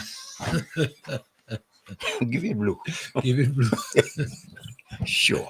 I mean, all these crazy statements that would be there, Really, it's just amazing that, we have somebody who claims to be a Caracou, and I'm using the word claim now. Claim to be a Caracou. Caracou, a partisan. Yes. and talking all this nonsense. The issue with the Dumfries, with the housing. Now, after burial, the passing of Beryl, lots of damage was done to the property. The government decided that, listen, we're not going to put anybody inside of there yet. We need to repair it before we try to see if we could get people there for different reasons. But listen to what Cox have to say. They like to say that I'm living in Caracou. True. You just said. But when we tell them Why don't you use the Dumfries housing scheme? Move the people out of the shelters so that school can open in a timely manner and put them in the housing scheme. They said that the place damaged so bad, people can't go there. That's what it said. Gave a reason. Yes. A valid reason. The Yes. place is damaged too much. People can't go there. Yes. But Where did they put them now? The same place. The same place that just moved them to the shelters so that school can reopen. you hear that? Well, but if you really listen to Cox, that is it. The dog eat me homework excuse, you know. He ain't making no sense, but he has nothing to say. You have no explanation to give. So they put them there now, because was there any other place that they could have gone? I don't understand. I really don't understand what is his point here. The reason, hold on. What he's trying to do. The reason they didn't put them there in the beginning because the place was damaged. He said that. He acknowledged that. But hold on. But they put them there now. But he's not saying no. They were put there now because the place was being repaired. You see, he leaving out part of it and saying part of it because he wants to get a kind of a narrative across there. False. That the same place that they condemned, look at using it now. And it's only because the place was repaired. That's it. But again, that's what I say it's disingenuous. The guy is not honest about nothing. He's just there to create mischief. And as somebody said to me again, he wicked. No, well, you see, my boy want to come back to DPN any money, but let me tell you something. We're spending all the money on what's good for Karaku. When you come back, you don't get in zilch. Come back, you say? No, if you come back, you ain't getting zilch. Yeah, no, if yes, no, I mean, I don't think we have to operate. But you have one. You have in Mrs. Cox's contribution to this thing, and well, of course, most of those people inside, I think he must get about 4 or 5 not so employed Karakuans to go down with him to say the Karaku contingency. For the yes, council? Yes. Well, one, I think you have a couple of bad people in it. Those who the cash operators, and those cash station operators went down with him. But so and that was the Karaku contingency. We realized it was in wrong. But there's some other issues. But you have gall. And I said when he mentioned that, I said, Mr. Cox certainly didn't get clearance with this one by his boss. Because if he go and tell the boss, I go hit them with the port, the boss would have been smart enough to tell him, don't go there. Leave that one out. Leave that one out because you'll be exposed in a way that you don't like to. See if you could find that. I'll look for it. Yeah, I'll look for it. But yeah. No, but the whole idea is that he's acting on what they tell him to do. But he's forgetting that he's a Karakoan. He lives here. And people are listening. They're taking notes, you know. You think at the end of the day, this thing's not going to come back to haunt you? Listen, it's just a matter of time. You know. You see what happened to Diablo now? Is what he did to Blaze in 89, you remember? Come on, man. Come on. Look out. Watch now. Can't sleep, can't eat, can't do nothing. Keith, I don't, Kim, I don't know if you listen, every now and again, I listen to American politics, and somebody quite wisely said, what's Trump getting now is not Kamala, you know. Papa God shot it. Karma. Papa God shot it for your backside. Karma. Kamala. I wonder if that's the reason why he couldn't even pronounce their name. Kamala. At the beginning, he afraid the one. He afraid the one. No, easy. Saying what's convenient. Yeah. But you get it. So. No, but I'm seeing this also. I'm seeing all of this playing out, and I'm taking notes because there are some lessons that we have to document that we can learn. And I'm seeing all these things playing out because of burial. And I know in the next 2 to 3 years, yeah, we're going to have a battle, a war. If at this stage you're trying to use the vulnerability of our people for your political gain and mischief, what happened in the next 2 years when the time to come to campaign and for an election? And I think this is getting really, really out of hand. We had a mash breaks.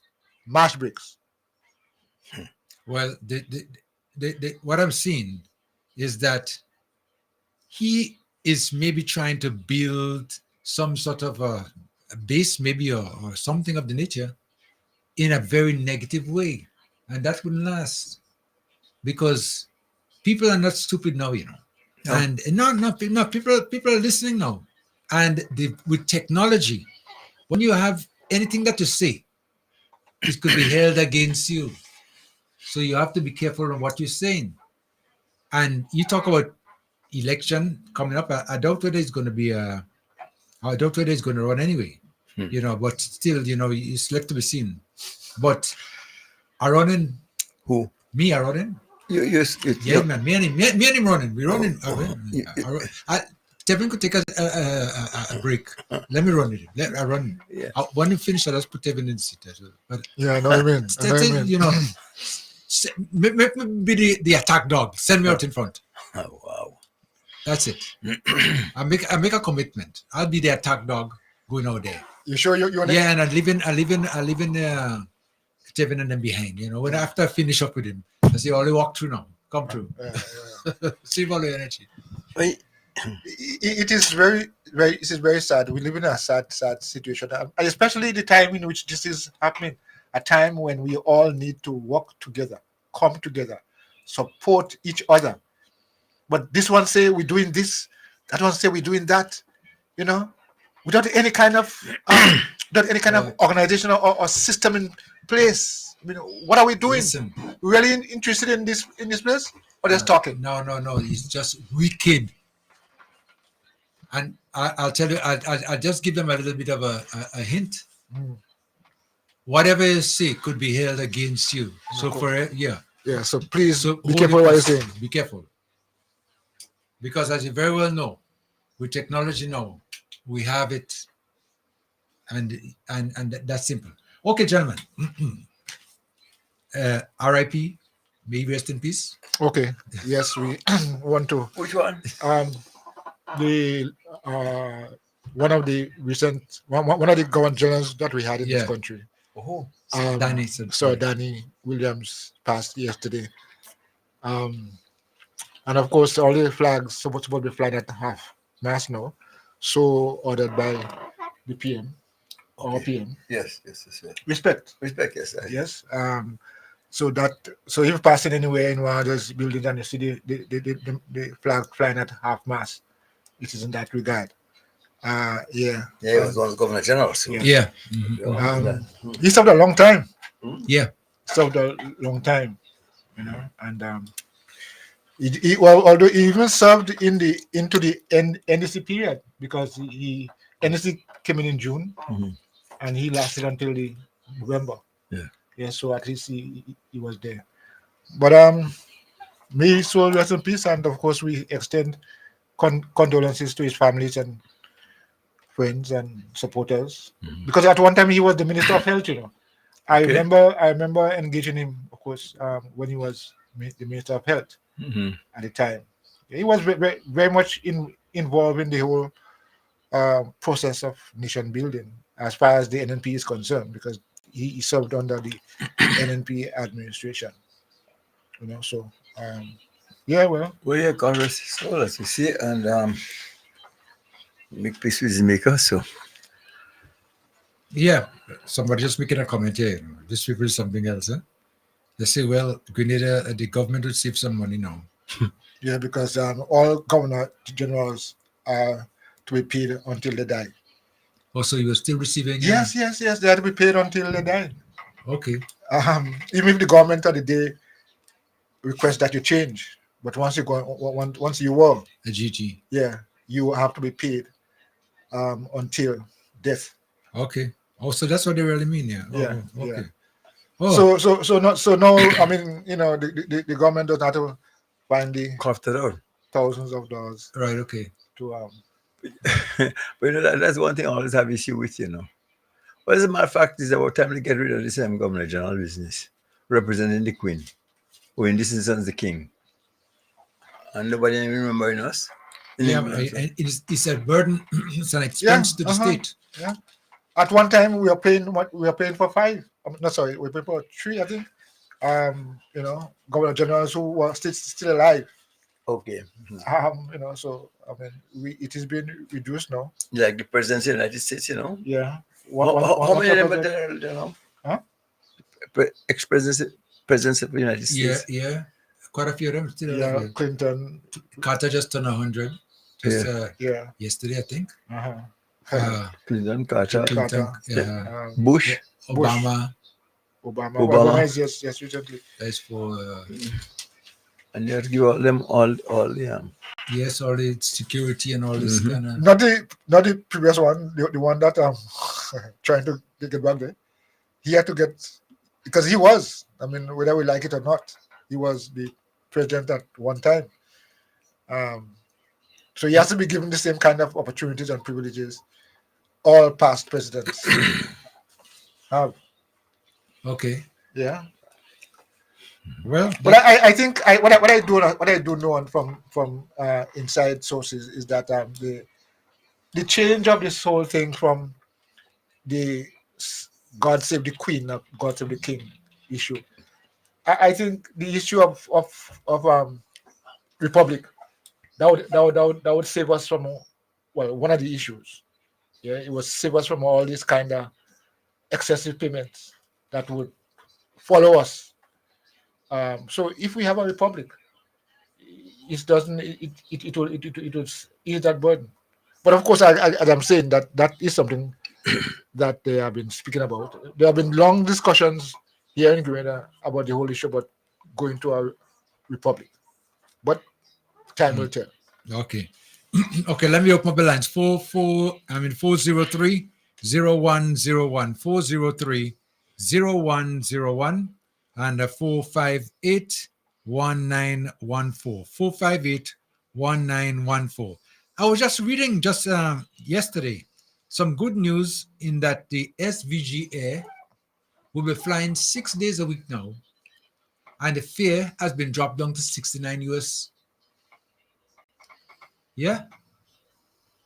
Imagine that. Wow. 6 days a week now, every day except Thursday. Including Sunday, right? But this has been happening for a while now. Well, it's official now that maybe there was on a little bit of a trial, maybe trying to see how well they could keep the schedule and things like that. Yeah. But now it's official now that they'll be traveling or operating Grenada, Carriacou, Petit Martinique. I mean, not Petit Martinique because they haven't airport yet. But up the islands, St. Vincent, the Grenadines, St. Vincent. 6 days, 6 days a week.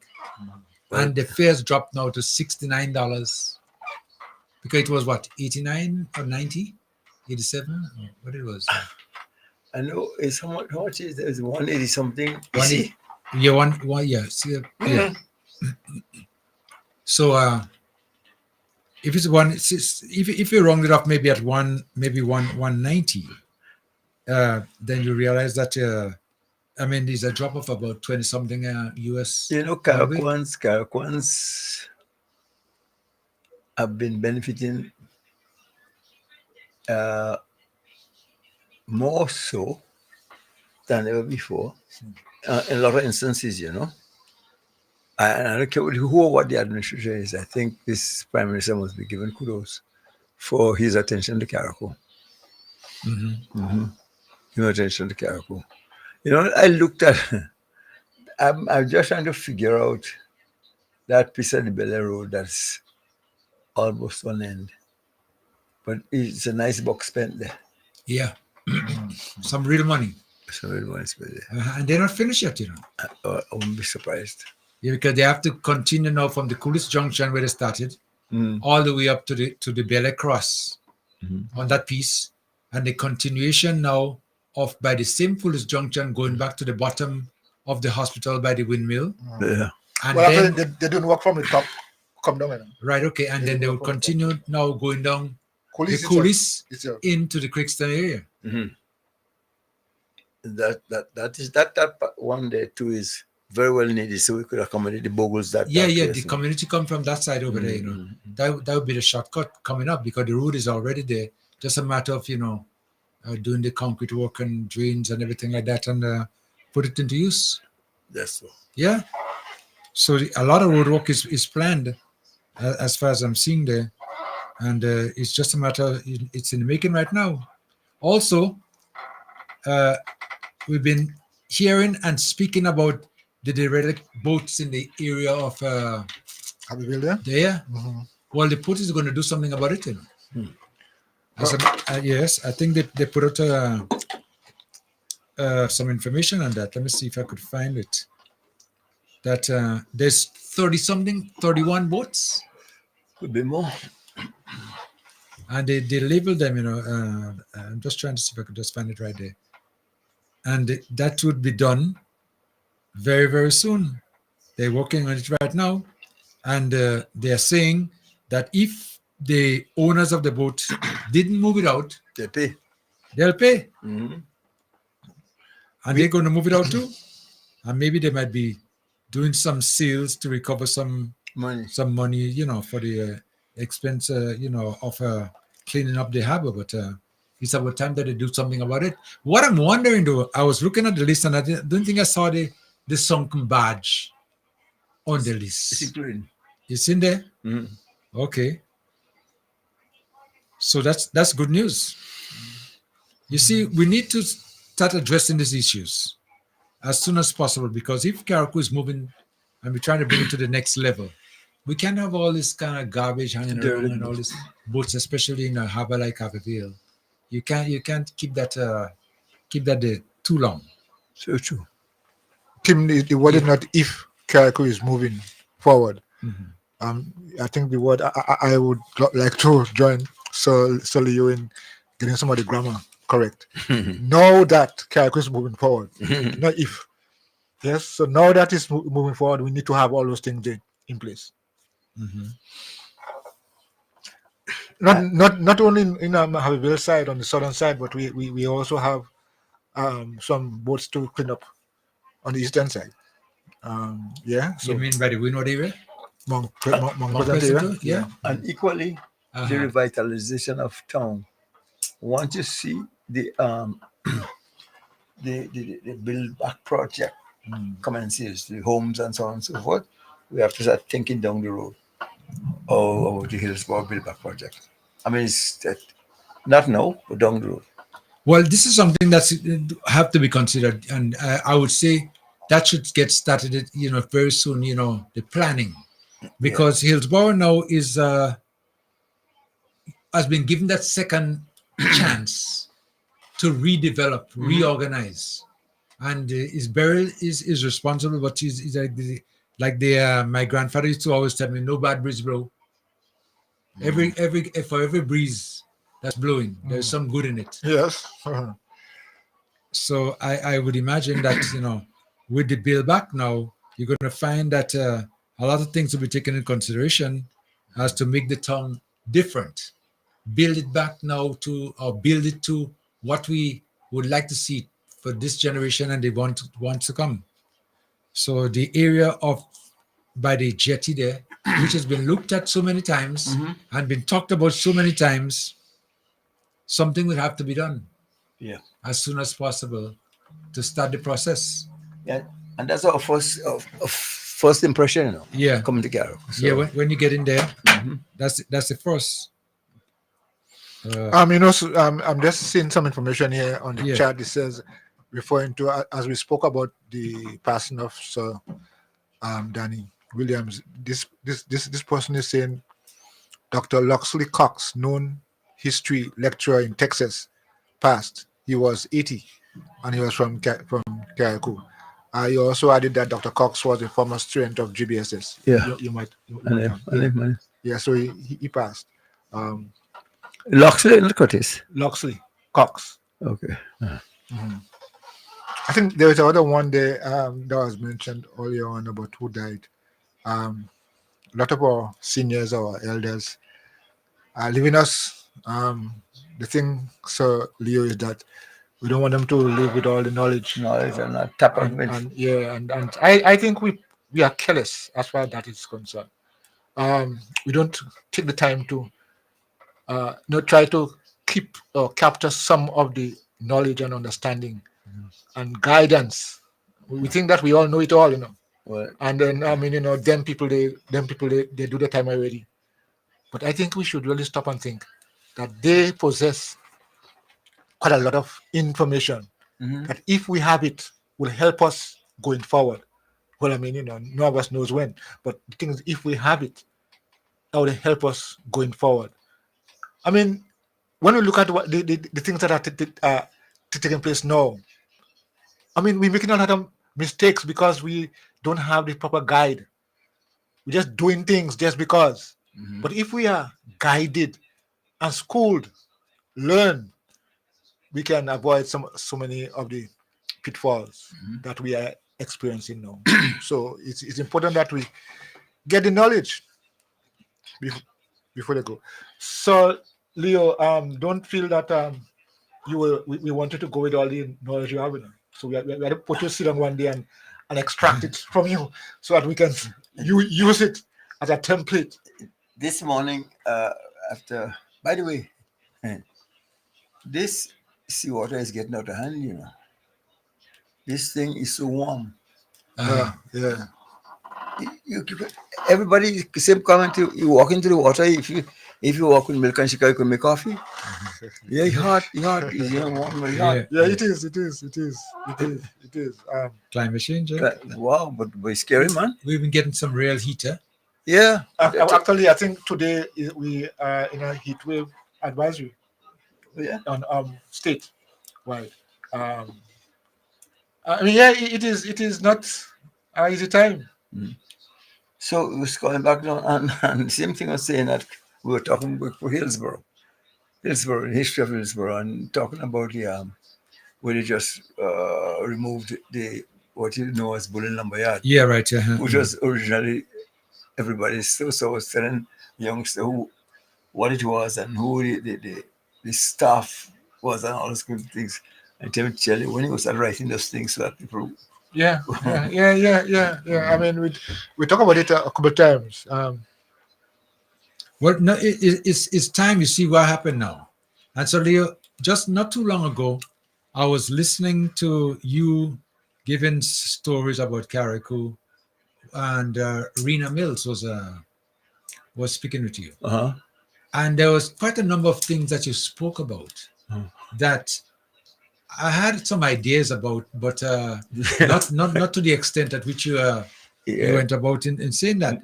And if these things could be documented, because it's our history. Yeah, very much so. Listen, we need to. You need to leave some of this information behind. No, we have to leave it. We have to take it. Well, we have to extract it. Yes, extract it. Well, the unfortunate thing is that I don't like writing, so I think I might have to record.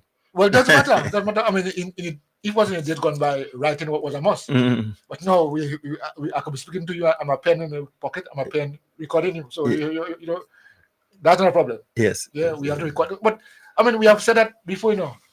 Even during the time of the election campaigning, I remember us talking about the fact that we need to record and document some of the history of this country.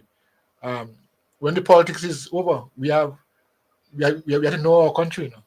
We have to know and live in our country. So that is something that's coming up, and I really want to give the commitment that could be done soon. We have to do it. Okay. We have to do it. So again, in the vintage Carriacou expose, we have to. That must, and there's a couple other people that we can pull from. Unfortunately, she's not here now, but she's still quite alert, and I don't know how much longer she's going to be. And I'm talking about Judith Mintz. Yes. And how much? How much? 7? Underneath. And I have a message. I keep forgetting to play the message for the Prime Minister that she sent to him. On Judith Mintz. Yeah. Listen all sides, think for yourself. Right. I mean, that's the best advice you could ever get. Yes. Listen all sides And think for yourself. Think for yourself. Yeah. But I think she's aware that one of the problems we have is listening. Yeah. We want to speak, but we want to listen. And how could that be? No. Yeah. Good learner.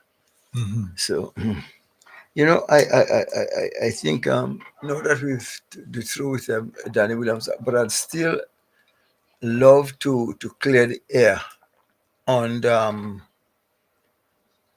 Mr. Cox trying to use the idea of a port. So it's so good for Carriacou, and it's thanks to the port that we have now and all this kind of nonsense. I wonder if Mr. Cox understand the deal that was the biggest crime, if you will, that's perpetrated on Carriacou people in recent times, I think they know. I think he knows. It's just that the hypocrisy. But I mean, when you talk about hypocrisy and is a joke now? Things like that, it's too serious to make a joke of it.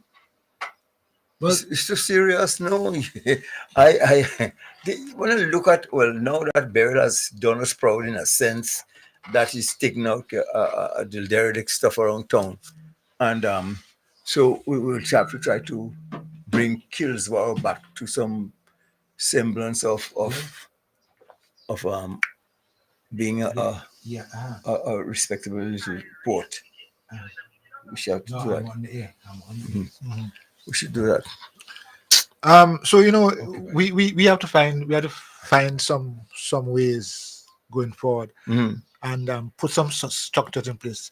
One of the things that I find that a lot of people don't like to do, plan and put things in place. We like to just respond, knee-jerk reactions, but we have to plan and put some things in place so that there can be some measure of continuity. And more than ever, I think this is a time when our young people need to know stuff, to know, because that helps. It helps you to develop in so many ways. Yeah. So that is something that we need to ensure happens.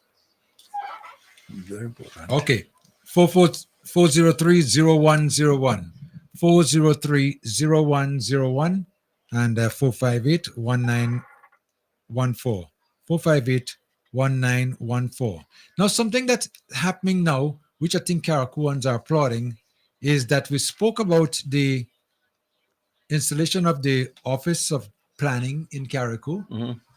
It's happening now. This morning, I spoke to one of the gentlemen who attached to that unit. Yeah. On a time, I was so happy to have them here because I have some buildings to do myself and part of my own personal thing. But I said, I just wanted to know that they have some experience in that on his mind. So yeah, do the best. He said, well, they're trying to just, go along, assist people. Yeah. And advise as we go on so that things could be done. And I think once this thing is structurally sound, design here is not so much of an issue. Build back stronger. Something that could sustain a category 4-5. Yeah, well, because one of the things that I understand that they'll be doing, going around the different communities, and trying to see if they could assist in whatever way. Now, and you'll be able to get your approval of your plans and everything like that done right here in Carriacou, which will be faster and better.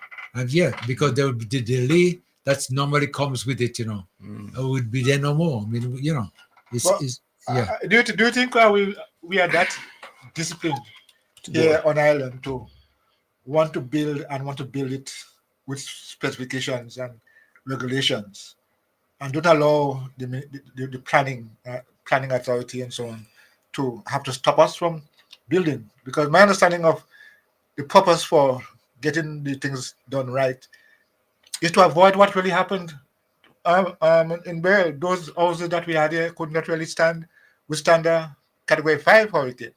So with that in mind, we now have to build so that the integrity of the structure can withstand up to category 5. I think it's going to start the process of building better, because if you experience, as we just did, what transpired in Beryl, you wouldn't be so foolish to go and take your hard-earned funds and go and just build any and anyhow, just for the convenience.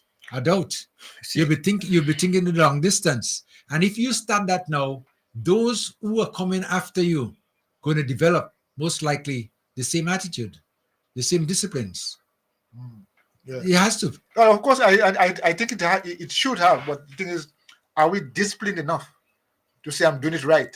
You have to. Although it will cost more. Listen, it may cost more. If, like I said, if you experience, as we just did, what happened in burial, you will think twice, 3 times, 4 times. Yeah.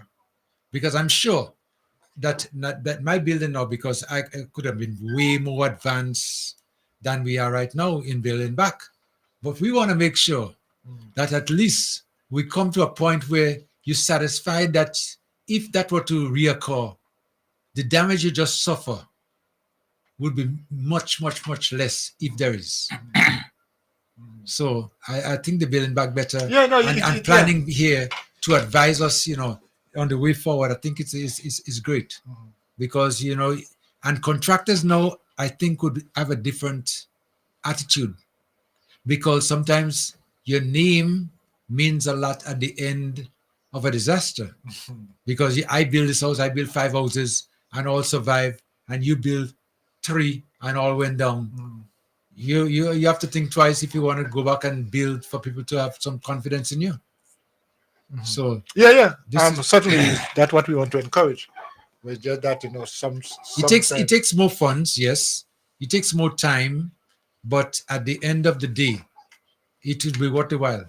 So I think we are on the right track right now because if we had seen or we are around the time of Janet in 1955, and we saw what transpired, I don't think most of these houses would be in the condition they today. But people really didn't know, because in those days when Janet passed, as I've been speaking to some of the older folks, they had no idea of hurricanes, what it was all about. This, nothing like that. All they knew is like the evening they were told, by word of mouth, if it gets wrong in your village, that weather changing, bad weather coming. But as to the extent of what it could be, nobody had any idea. And we here had the luxury of that, and still warning, preparation. Right, yes. Do this, cut overhanging branches. Right. Put shutters. We had the luxury of putting all that. But what did we do? No, man. That happened here, man. Because you see, sometimes experience makes a difference in your attitude. It does. It does, yeah, no, definitely. All the time. Yes. Once you go through the fire one time, fire is back hot. again. But I really hope that we learn, we take away lessons from this experience, and experience generally. We learn the lessons, because sometimes I find that we have experiences yet, but we don't take away the lessons that we need to take away, the positive things. What can I say I learned from this bear? I mean, we all have to answer that question personally. It's not something that will about them, So the lessons that we would have learned, I want us to capture that, Okay, another thing that's good for Carriacou now to in the building back now is that we spoke about the GDB setting up services in Carriacou to assist the business community, and they are here, and they have 25 million allocated for businesses. Yeah, that's something separate to house and all this other thing.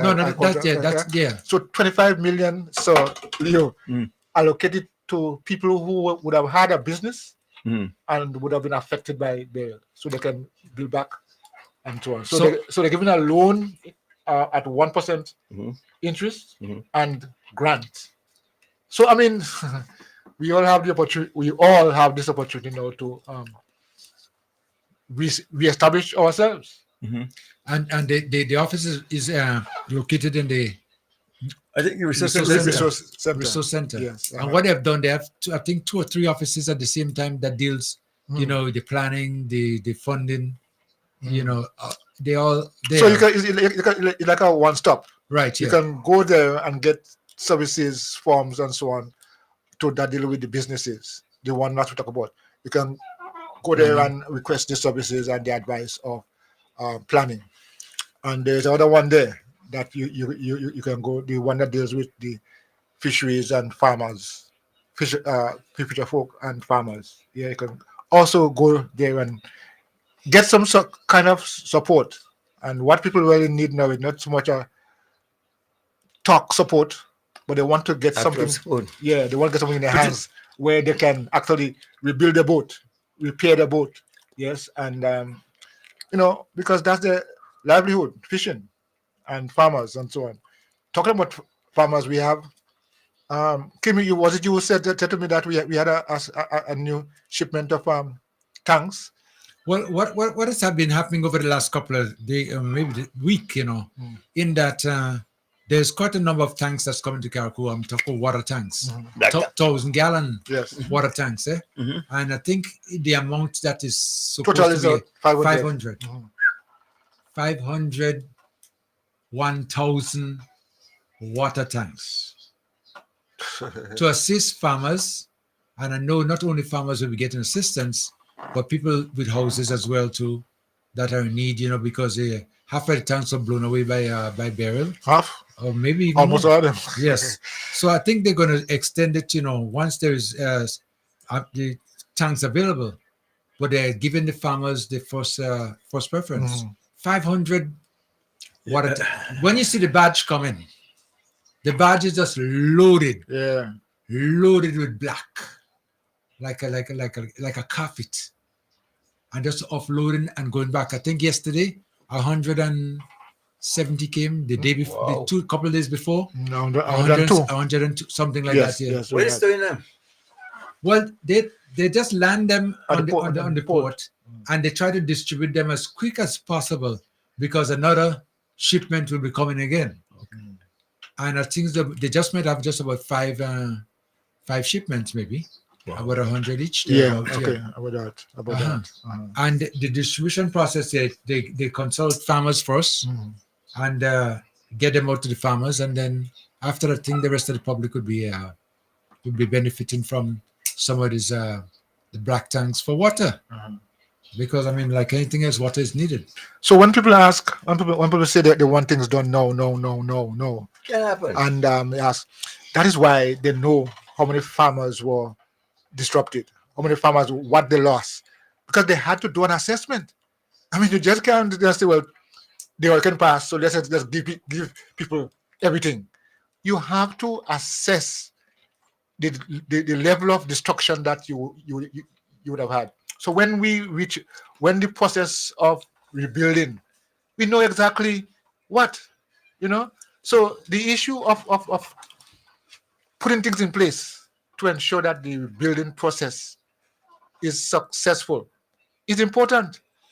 So I find it difficult when people just say no. Give me that no. What has been happening? The opposition has been sparing this false narrative in people that it must be done now, right away. Because if you remember, after the last election, I think it was Eminent Pierre. Yes, it was Eminent Pierre. That came out a couple of days after and said, pay the pension now. You're good.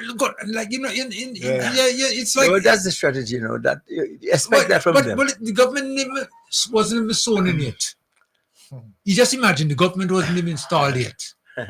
And you jump out to say, pay the pension now. And I think she was saying that will be enough.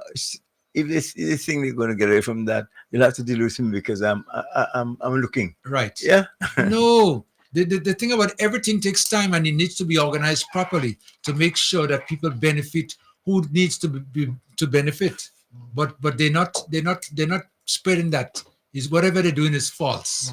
So they're giving you this impression now that whatever it is must be done today, right now. And that is what is making people more impatient, because even when the government collected the funds from CREF, for the insurance and all these things like that, they give us the money now. You have it there, what are you doing with it? Yeah. No. Yeah, they just this ill-advised. No, it's just and been led by us other people who just want to lead them down lead them down astray. Because like anything else, you need planning. Yeah. And even though, if, for instance, you're going to even build a property, a building or anything of the nature, you have to first get the plans, estimates, then you get your funding, and you get everything else that is needed there before you start moving forward. But it doesn't happen overnight. It doesn't. But they're trying to create this kind of panic, in the communities. I heard a comment from Minister Andy Williams. He says, if he has six days, if he's given a project and he has 6 days to get it done, he's taking 4 days out of that and plan. Yes. So when he start the work, he's just doing it. Right. But some people want to start at the beginning and meet halfway and now start the plan. No, you can't. Planning is so important in anything that you're doing. Anything that you're doing in life, planning is so important. And I think the approach is well organized. Plan first. Pretty soon we're going to be having the services of the administrative building. Because it's going to be ready. So you think a week after burial, we could have gone inside there and say we're going to do business. No, you can't do that. Even before the people start to work on the building, they have to assess it. I mean, materials. Come on. Yeah, but you see, again, I'm saying all this is what the opposition is spreading into people, that they're getting kind of concerned and nervous that, things are not happening because they expect, or they're telling them it could happen now. Yeah. What is the delay? And that doesn't take place. Not at all. So right now, you're going to find now that people get impatient and they will start making statements, well, they ain't seen nothing and they ain't getting nothing and whatever. And they start counting days now, 30 days, 60 days, 90 days, whatever. And they're not seeing any support or assistance coming. And they're forgetting the idea. It takes time. It's not that it happens overnight. But I wish all this will be part of, all this will be some of the lessons that we're taking out of this plan. And if you have done a lot of the planning before, Kim, we'd have been able to be further. But because we had no plan before, in the event that we just allow things to just slide away. But planning is so important before, during, and after. And this is something that's been lacking. But I believe now that those who are, like I was saying earlier on, those who have just passed under this last burial there would have a different attitude in building and going forward. Almost everything we do, we're thinking long term. Yes, not rather than just for no. Yeah. So I think this is certainly one lesson we need to learn or go forward with. The idea that we need to put structures in place first before we take action as far as anything at all. Put some systems and structures in place. One of the questions that people have been asking me quite a bit, it pertains to concessions and what the government is doing and what to expect from them.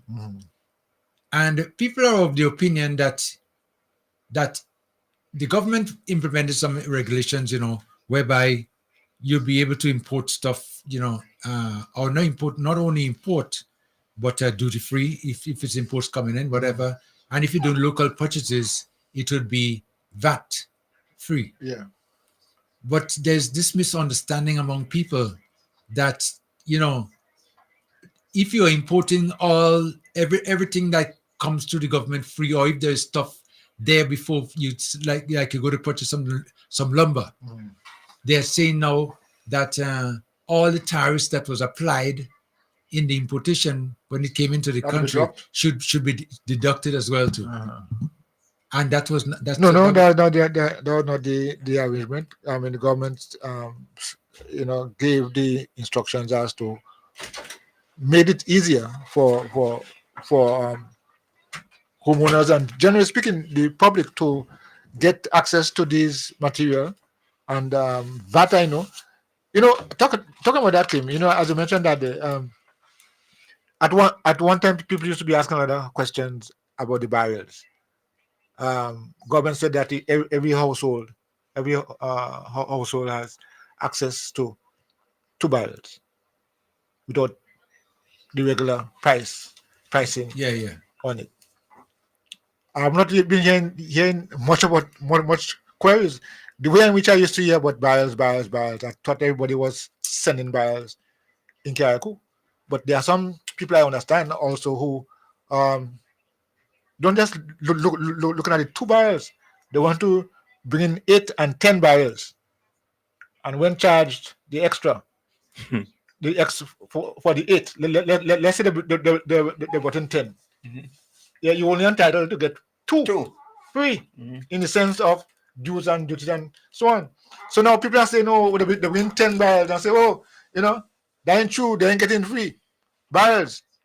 But where are we? Can we understand that it's only two per family, not 10 household? Yeah. But no, the word is already spread though that at this stage, in Karaku's experience, I mean, the food stuff and all those good things are taken care of. Right. It's just a matter of rebuilding, and nobody is saying no lumber or anything like that. So you will see a reduction in this barrels being shipped with food stuff and so on. So well, that is true because as you just mentioned there, no, I mean there's a lot of food in Karaku, and when Nadma had quite a lot of food too, and people are very comfortable with that now.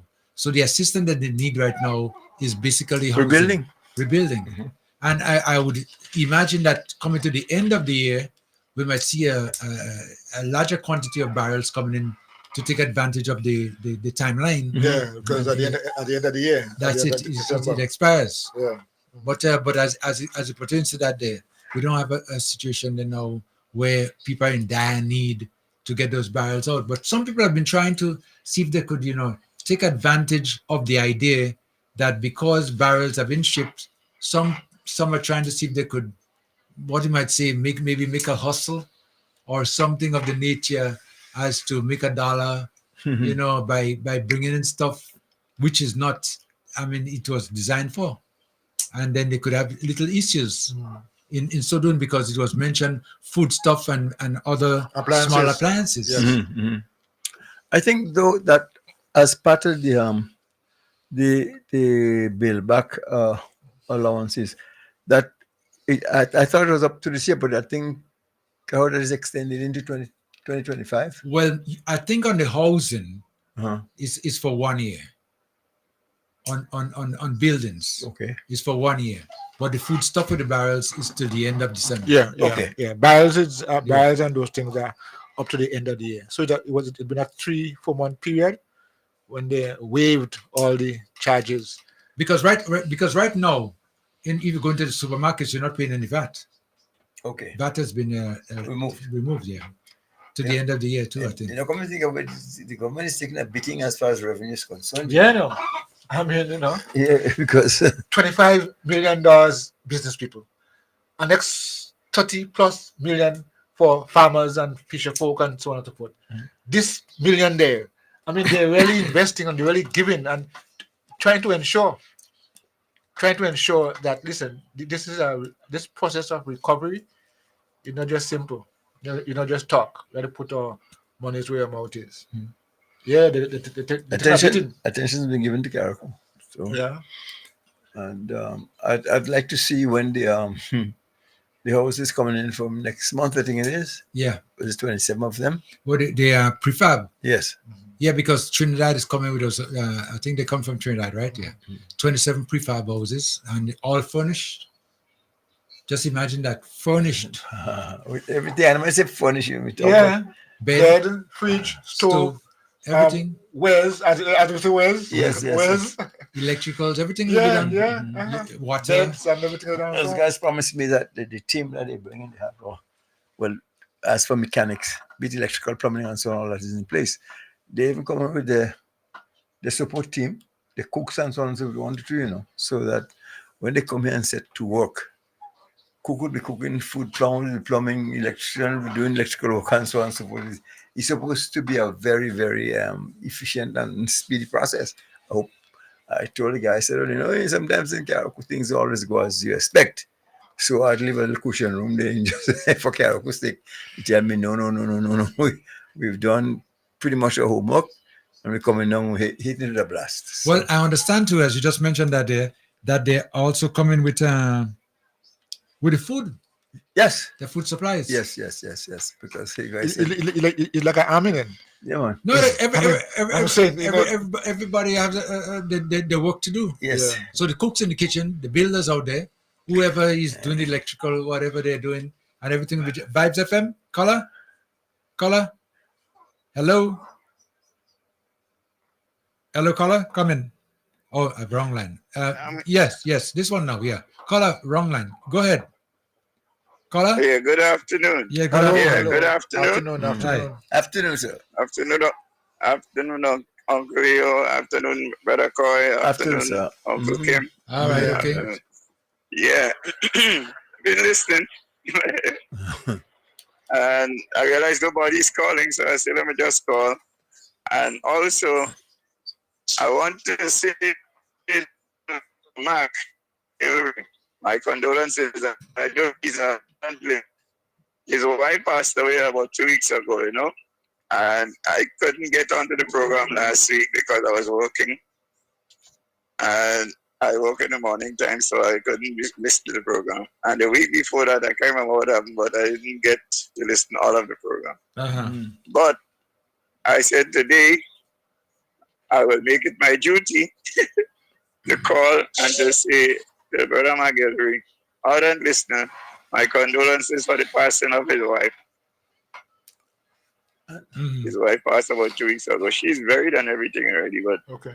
I just said, let me just say, Yeah. it's a bit late, but better late than never. Oh, so true. So, Brother Mark, I know you're listening, and we all on Talk Radio, the Talk Radio show, this show. We wish you all the best, and may you continue to be strong. All right. I wouldn't comment much today. I'll just continue to listen. Okay. Thank you very much. Yes. All right. Yes. Thanks. All right. All right. Okay. Bye. 4030101 4030101. Let me take another call there. Vibes FM caller your live. Caller, come in. Good morning. Hello. Good afternoon. Yeah, good afternoon. Yes. Hello. Yes, okay. Good afternoon, sir. How are you? I'm okay. I'm trying. Okay. I hear my good friend just talking to you all day. Called to tell him hello. And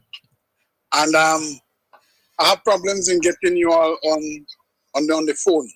So I'm now calling WhatsApp. Every time I dial the number through the phone, I ain't getting through. I wonder why. So I know that's why I'm calling through WhatsApp. Or maybe the signal on the phone itself. You see, we're still having problems with signals in Carriacou on the phones, but the WhatsApp, because we have our Wi-Fi in the studio, we're getting a strong signal on the Wi-Fi for the WhatsApp calls. Yeah. Okay. That's the problem. Quickly, the issue of we want it now. It have to be done now. 23 and a half years in 2 blocks, it could not have been done. Okay? Efforts been made and much things been done. But they would never be satisfied because the problem is they have no authority. That's the problem. They have no authority. What they want is to see if they could get the government into mistakes. That's what they want. But we have a prime minister who don't get into TV. The time he go take them on, he using that time to see what he could do for Grenada. That's why he don't respond to them. He big enough and wise enough to know that. And I wish our supporters, all of our supporters, because some are very weak-hearted, could understand why these people want things done now. Maybe they're hungry, they can't get the food, and they want it now, but we don't have the food to get them now. The food have to cook first. They ain't getting them more, so they have to wait. Right. They have to wait. This thing they come out under, you hear this continuing with the poor and the vulnerable? They said they wanted to deliver Grenada. From what? From all the goods that Grenada is getting from this government, which they didn't used to give Grenada. They want Grenada to come back to a state of poverty where they had it. So they want to deliver them from the goodness to go back to poverty. But they're going to sit back and watch Grenada progress for years to come. And they would never be part of it. Good day. Okay. Thank you so much. Yeah. 403-0101, 403-0101, and 458-1914. 458-1914. Speaking about passing, I don't know you guys, you remember one caller we used to have on the program here, Jeremiah? You get that name ring a bell? Yeah, he was. He used to work with Glen Lake in Caracol, and so Leo, at one time I remember you when he's making his contribution, you said you were going to rope him in as one of the panelists on the program. All right. He always just speak, at length at different things that he noticed, whatever. And I learned of his passing last week. Oh my. So, They said you worked in Caracol? Yeah, he used to work in Caracol in the early, yeah. That's why he knows Caracol, because when he speaks about Caracol, he call the names that A voice of authority. Right, yeah. And he called his program quite a number of times. And when I heard of his passing, and I was saddened, because I noticed that we didn't hear from him in a couple of weeks, and I was just wondering, and the reason, because he was always around, always talking, always making meaningful contributions, and I was told that he passed, There are some people on the chat who was also asking about long-standing friends who they know was on on the program. We haven't heard much a while from One Monument. Oh, Mr. Marshall. Yeah, I think he called about 2 weeks ago, maybe. Yes, he wasn't enjoying the best health. You mentioned that day. We want to wish him all the best, and certainly will. Like to hear his voice, his voice of wisdom. Well, it's balanced. We got the one man from him. Yes. Because he was always speaking about it, and he stuck after a while. Vibes FM, caller coming. Yes. Good afternoon. Yes, good afternoon. Yes. Afternoon, Leon Coy. Good afternoon. Good afternoon. How are you? Yeah. Kim. Yes, go ahead. That guy, he have a deep voice, Jeremiah guy. Yeah. He died. Yeah. Oh my, I can't believe that. Yeah. He just went. But he ain't sung that old for that. No, he just went into retirement just a couple of years ago. Yeah.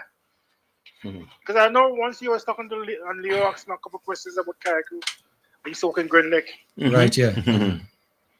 Yeah, remember him. Yeah. Wow. And he used to make some good points, didn't he? Very, very good. Very good contributions, yeah. Yeah. Wow. Okay, then I'll call back later. Okay, thank you so much. Thank you. Health is a very, very important. Yes, caller, thanks. Health is a very important issue. Let me take another call. Caller, you're live now. Caller, come in. Hi, Tim. Good afternoon. Yes, good afternoon. Yes. Yeah, the guy named is Israel Jeremiah. Yes, Israel Jeremiah. Yeah. Okay, yeah. Yes, he and I been to school together. We was in same primary school, same class. He lives not far from me. Okay.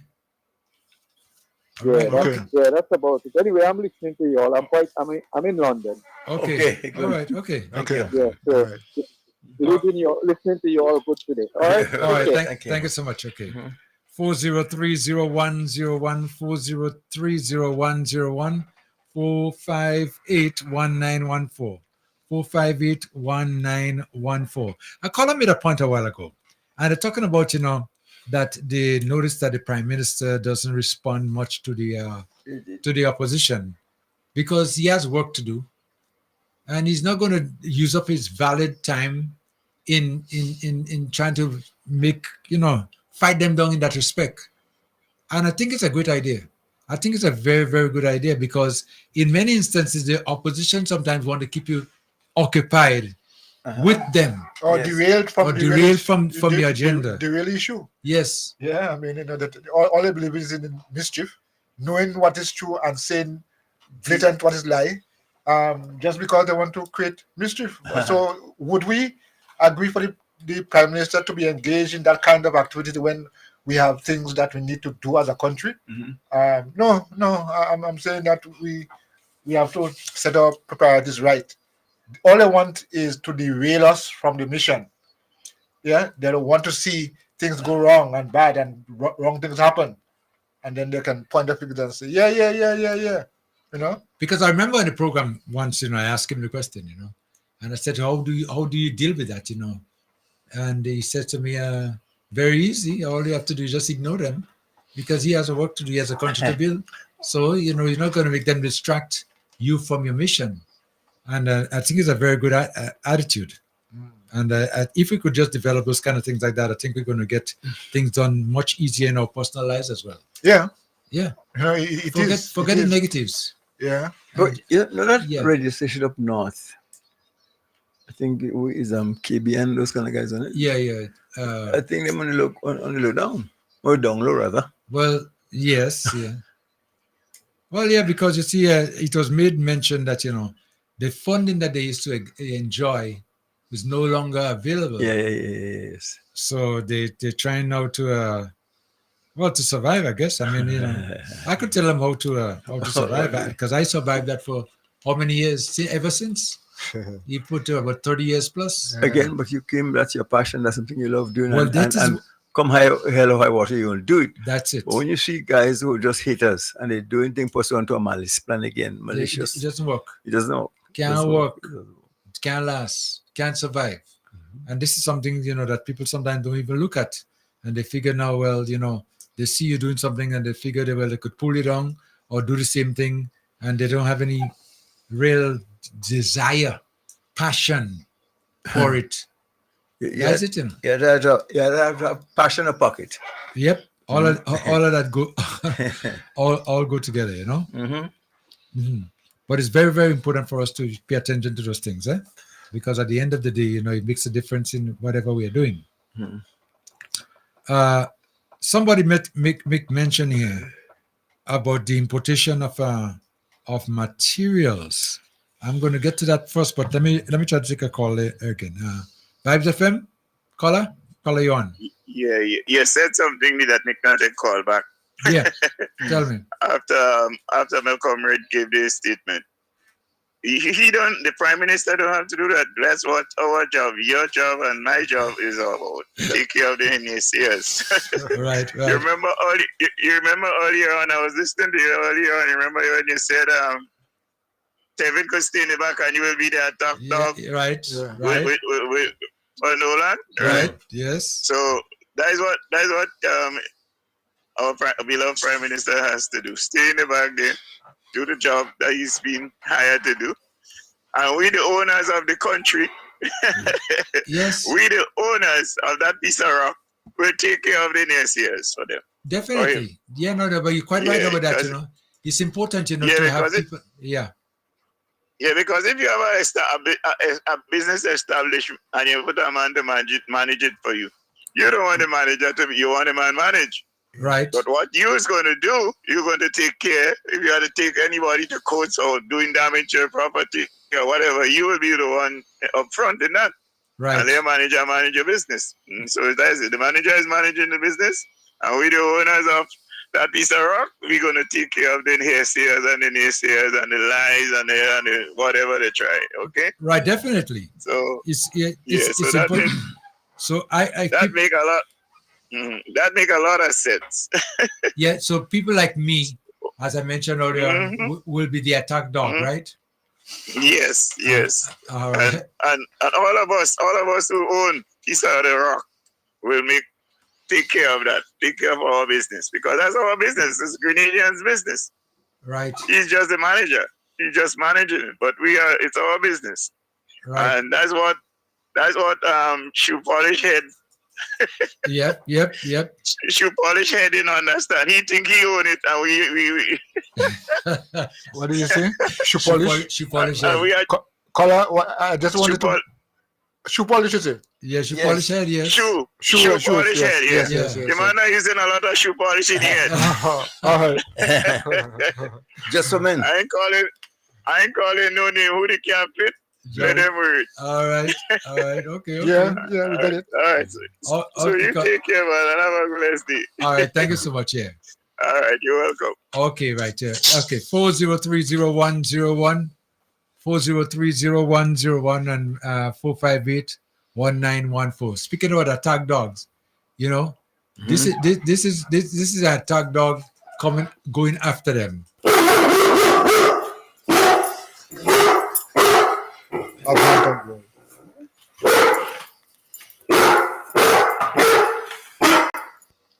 One and the little ones too. The little ones too. Yes. Yeah. The time is going to come, as Colin mentioned there, you know, when we're going to be out in the front. And unleash the dogs. You know, there are some, even though, you know, I mean, this NDC is doing a wonderful job, but there are complaints about the, what is that again? The PR. Public relations. That is lagging behind. And we need to beef up on it. And in some instances, I agree, because a lot of good, fancy things that are being done, it's not been exposed to the public. And you have those who are so anxious to come back and to do what? Other than prove a point. They're getting all the play. So we have to. No, the whole issue about public relations, I mean, as the last caller indicated, that we are the owners. We are the owners of this business, Greater Carriacou Matic per se.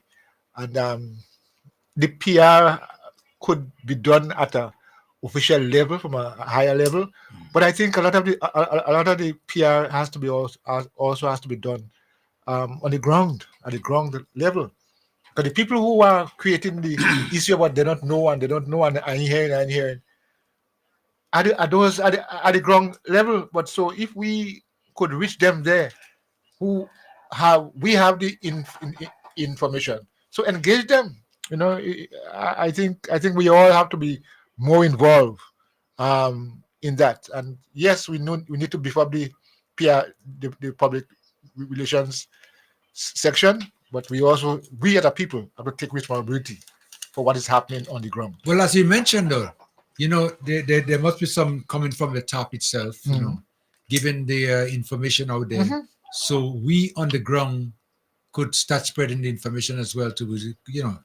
So if we're not getting it there too, then we will be lacking the information that is supposed to be passing on. Exactly. Yeah. So. Yeah. Well, that is. So this is what the people become complain about. They say the PR is pretty weak.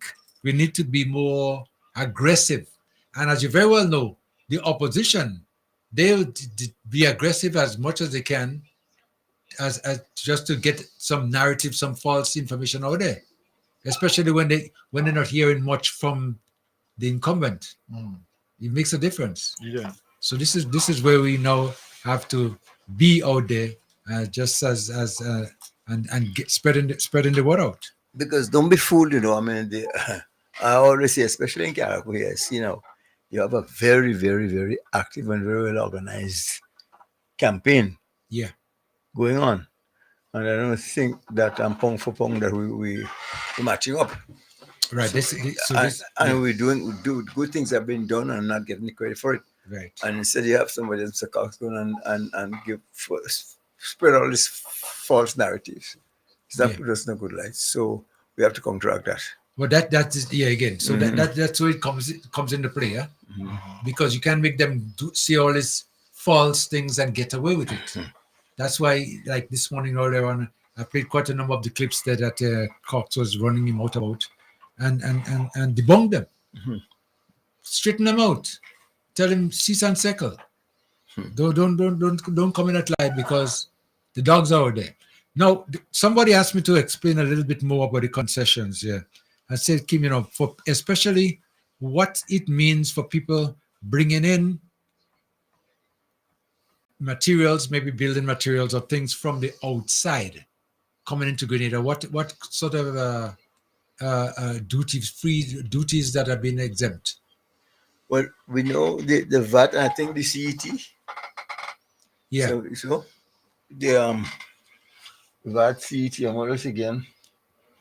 That's about it. But there's an issue whereby people would go out there now. For instance, you have blocks being made in Grenada, say concrete blocks, right? And you decide to go to Trinidad and buy the blocks there.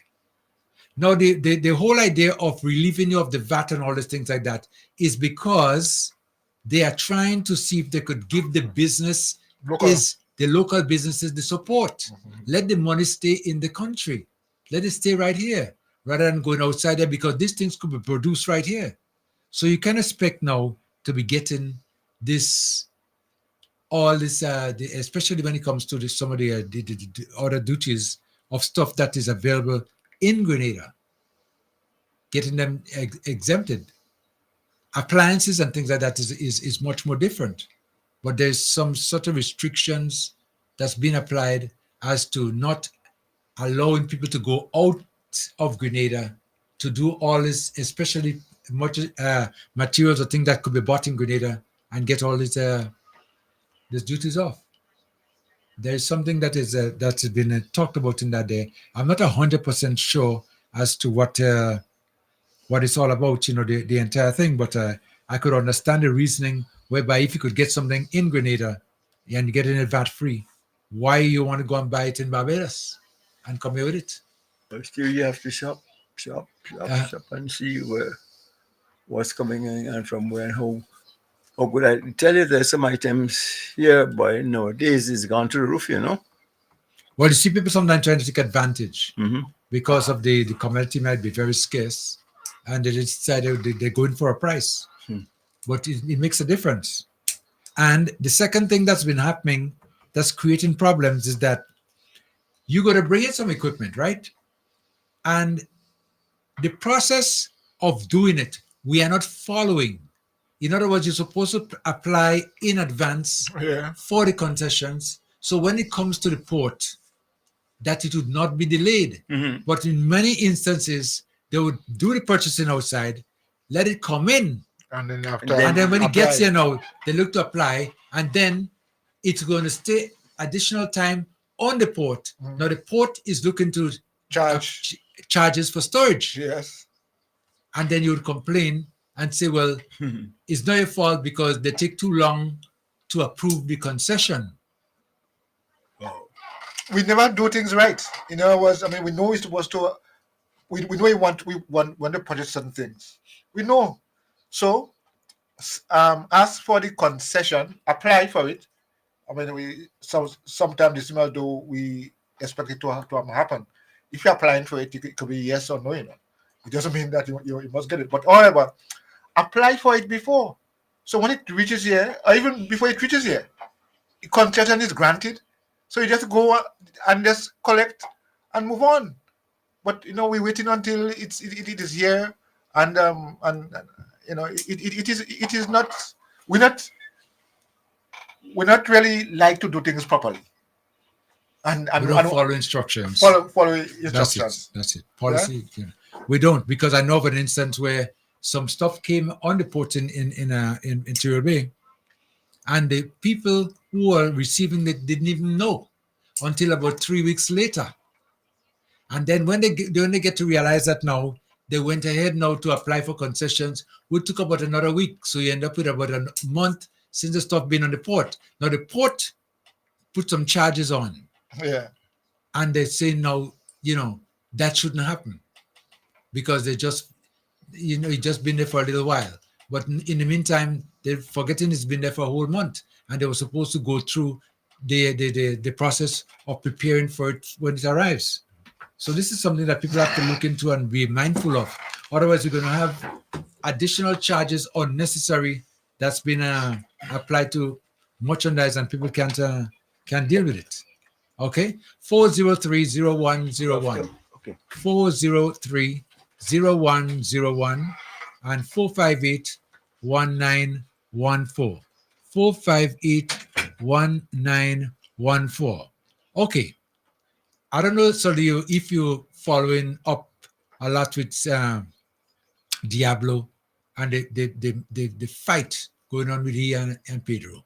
Well, I mean, in the general council, as far as his contribution was about telling Peter, take a hike, you will never get the party. So I don't know what else Peter is going to do, if he's going to still throw his hat in the ring. Because I know, did they ever form this commission or committee or whatever? Well, they were supposed to have this commission vetting possible people, who wanted to be, in the leadership. Uh-huh.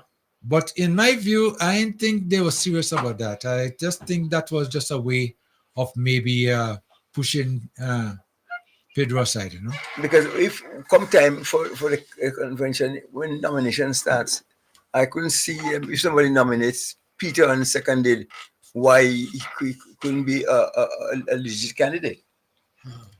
Well, You see, yes. I guess they would have. That's why they ensured that they have regulations as to who qualify and who not qualify. So if you didn't qualify, that means you're not eligible to. Yeah. But again, who is making that decision as who qualifies or not? The leader of the party sets the tone. I mean, that's what I'm seeing happening here. Because remember, a long time they've been saying, no, they couldn't have the convention. Of course, the council comes before the convention, because they weren't satisfied that there are people who are wrong meeting the qualifications. I couldn't see what is it that you're saying that determines somebody who comes from the bowels of the NNP and others are certified or justified NNPI to be eligible. I thought all you had to do, even if you were NDC before, to be a member. Yes. No, it's not just so. It's not just a matter of being a member, paid up member. That's not the qualification. It is one that would cause you to, I'll use the word genuflect. Yeah, you have to be loyal, without a doubt. But again, and if there's any iota of doubt, loyal, that loyal in the course. What does that mean? Loyal to who? The leader. And because if you're speaking bad about the leadership of the party, how could you want to lead that same? Yeah, because you want to replace the bad leader. Yeah, but if the leader, in other words, you have to justify yourself in the ring or being in the election. Because if the leader is doing such a fantastic job without reproach and things happening so well, then you want to challenge. You want to challenge, but you just lost an election, and people are saying that the reason for losing the election is because of poor leadership. Stick a pin there. We will get back on that. Vibes FM. WhatsApp caller come in. Hello. WhatsApp caller come in. Hello. Oh, I wonder what happened there. Let me just double check this. Okay. Caller, you there? Hello, yes. Good afternoon. Yes, good afternoon. Yes. Hi. Good afternoon. Yeah, it's a. I'm. Caller, you're breaking up. We're losing your signal. I don't know if maybe you could change your location. Location, yes. Yes, go ahead. Yes, go ahead. Caller, go ahead. To know what's going on, because there's been so many rumors going on. Negative rumors circulating about the situation. I need to just ask a few questions regarding. Yes, go ahead. If they need to repair the damage to their homes, is there a loan available for them? Because they're obviously retired, they have an income but not a job. So what's the situation category? Well, all they need to do is just go and submit the application to the desk, because there's a desk now that's taking care of that. Is GDB. It's located at the resource center, and give the information in there, and then make the request. And then the application, where would you get the application from? Well, the applications are available online, one, but the applications are also available at the resource center at the GDB The resource, counter. the resource center. Yes, yes. Okay, and they do the application at the resource center, and what happens then? Well, okay, after they submit the information, I think there might be some verification done or some evaluation, or maybe it has to be looked over by the manager or managers or whatever team is responsible for that. And then a decision will be made as to, eligibility or whatever. And that will be done, but they need to submit an application though. Yeah, that's the 1% loan we're talking about. Hello? Hello? Yes. Is quite bad. I can hardly hear. Okay. But did you understand what I was trying to say?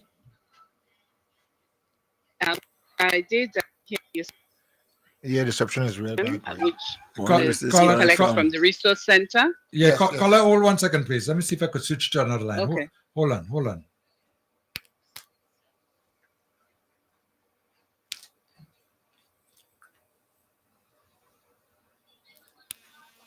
Are you there now? Hello? Yes, I can. Yeah, I can hear you. That's much better. Yeah. Okay. Yes. Yes. Okay. So you. This application, is that for the materials which the government would give? I don't think so. I think this is for people that want to rebuild, or maybe or maybe repairs as well too. But the one of the things with this that I just spoke about too, that $25 million that's allocated there for grants and loans, whatever. It really applies more to the businesses, Businesses, yeah, because there's a section for housing as well too. Okay. But as I said, a retiree may not be entitled to what the local people would be entitled to. So would there be the facility to get the 2% loan? I would think so. I would definitely think so. Not 2%, 1%. By the way, it's 1%. 1%. 1%. Okay. But I would like to think so. But the only way we could really know is that if you go in and file the application and ask, the people at the desk, and give them all the information that you're giving them, because I know of people who have received loans on pension payments. The right. Things like that. I know of people who have received things like that. On pension income. Yeah, on pension income. Yes. Right. So this might be a situation whereby the person may be eligible, and but in order to know that though, you need to submit the application and give them all the information that they're asking for, and they'll do the evaluation, and then should move from there. Yeah, right. Caller, I also, let me just chime in here and say that I think one of the most important factors in this process is I think each homeowner should have an assessment done, accurate assessment done. So when you go in there, you make it a lot easier. You know what exactly you want, whatever you would have lost, whatever damages. Right. Yeah. So having an assessment, because in rebuilding you have to have that assessment, and it helps the institutions that would be helping. Assisting, to know exactly what has to be done, the amount, material, etc. So that is paramount, having an assessment done of your damages. And this that we're speaking about too is part loan, part grant. Okay. Mm-hmm. So you should know that too. Yeah, part loan. Yeah. But would I, as a retiree, be entitled to this grant? Well, I would imagine that, because I'm not 100% sure, so I don't want to tell you directly, but again, going in there and doing the filing and with the application, all this question could be answered. All right. Okay. Mm-hmm. The other thing is the concession. I've sent some stuff from London, which I'm going to be giving out in Karaku. So the concession form, do I need a concession form for that? Well, it depends on the stuff that you'll be giving out and the amount, I would imagine. Okay, and where do I get the center where I collect this concession form? The same place again. We just mentioned the resource center. The resource center. The resource center is right now where you could get all the information needed. And I would advise that it be done as soon as possible to avoid delays when it arrives in the port. So there wouldn't be additional charges for storage if it exceeds the amount of time that's allowed. Okay. Well, I've been hearing about the barrels, and you're allowed 2 barrels per household. Right. So I still need to do a concession form, even though there is that in place? No. 2 barrels exempt. Okay. Right. Okay. Yeah. Because these things are to give out. So yeah. What I don't need. What is I would imagine maybe personal stuff, foodstuffs and stuff like that. That would be in those barrels, right?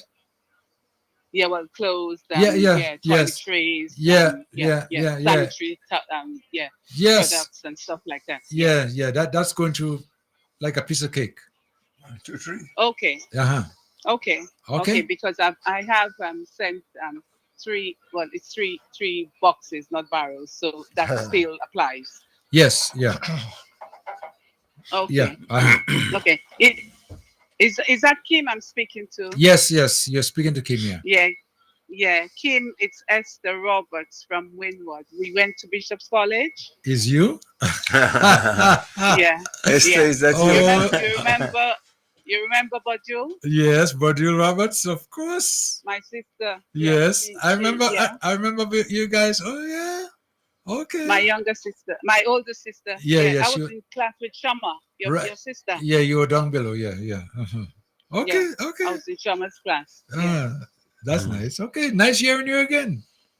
I know the family. Yeah. What's Badu, by the way? She passed a few years ago. Okay. Oh, so. All right. Yeah. She was in class with me. Yes. Yeah. I know she was in your class. Yes, Yeah. And Leo, hello, Leo. How are you? I met you. We met in the bank. Remember? Yes, but I think so. We met in the bank in June, when I was here in June. Okay. So how are you doing? Everything is okay? Yes. Okay, I'm here for a few days, but I'll be coming back by the end of the month. Okay. So where are you calling me from? Yeah. London. Okay. I'm at my cousin in Prospect. Oh no, she's in Carriacou. Oh, she's in Carriacou. Oh, okay. All right. Yes. Yeah, I'm in Carriacou. Carriacou. I came up for my cousin's husband's funeral yesterday. Okay. Okay. Well, nice. Well, welcome home. Yeah. Stay home. This is your home. Yes.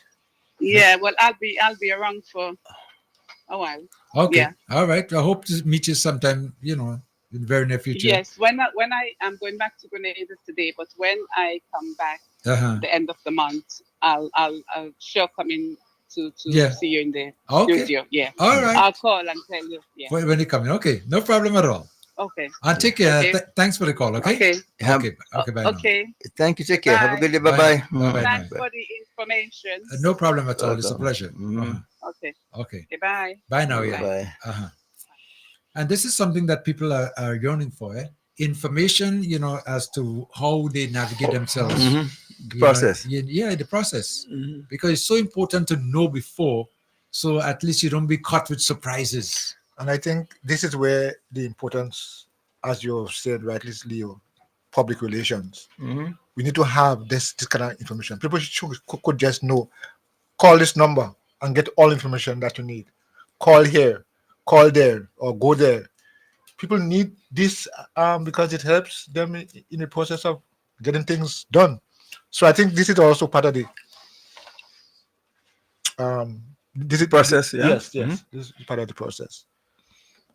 Yeah, 403-0101, 403-0101, and 458-1914, 458-1914. And I'll tell you, as it pertains to the importation and the stuff coming through the customs. This is something I think people should take advantage of, get the information and get within the timeline, to make sure that they get the breaks, because as this caller just mentioned, the stuff coming in there and a lot of it is going to be given away, to assist people.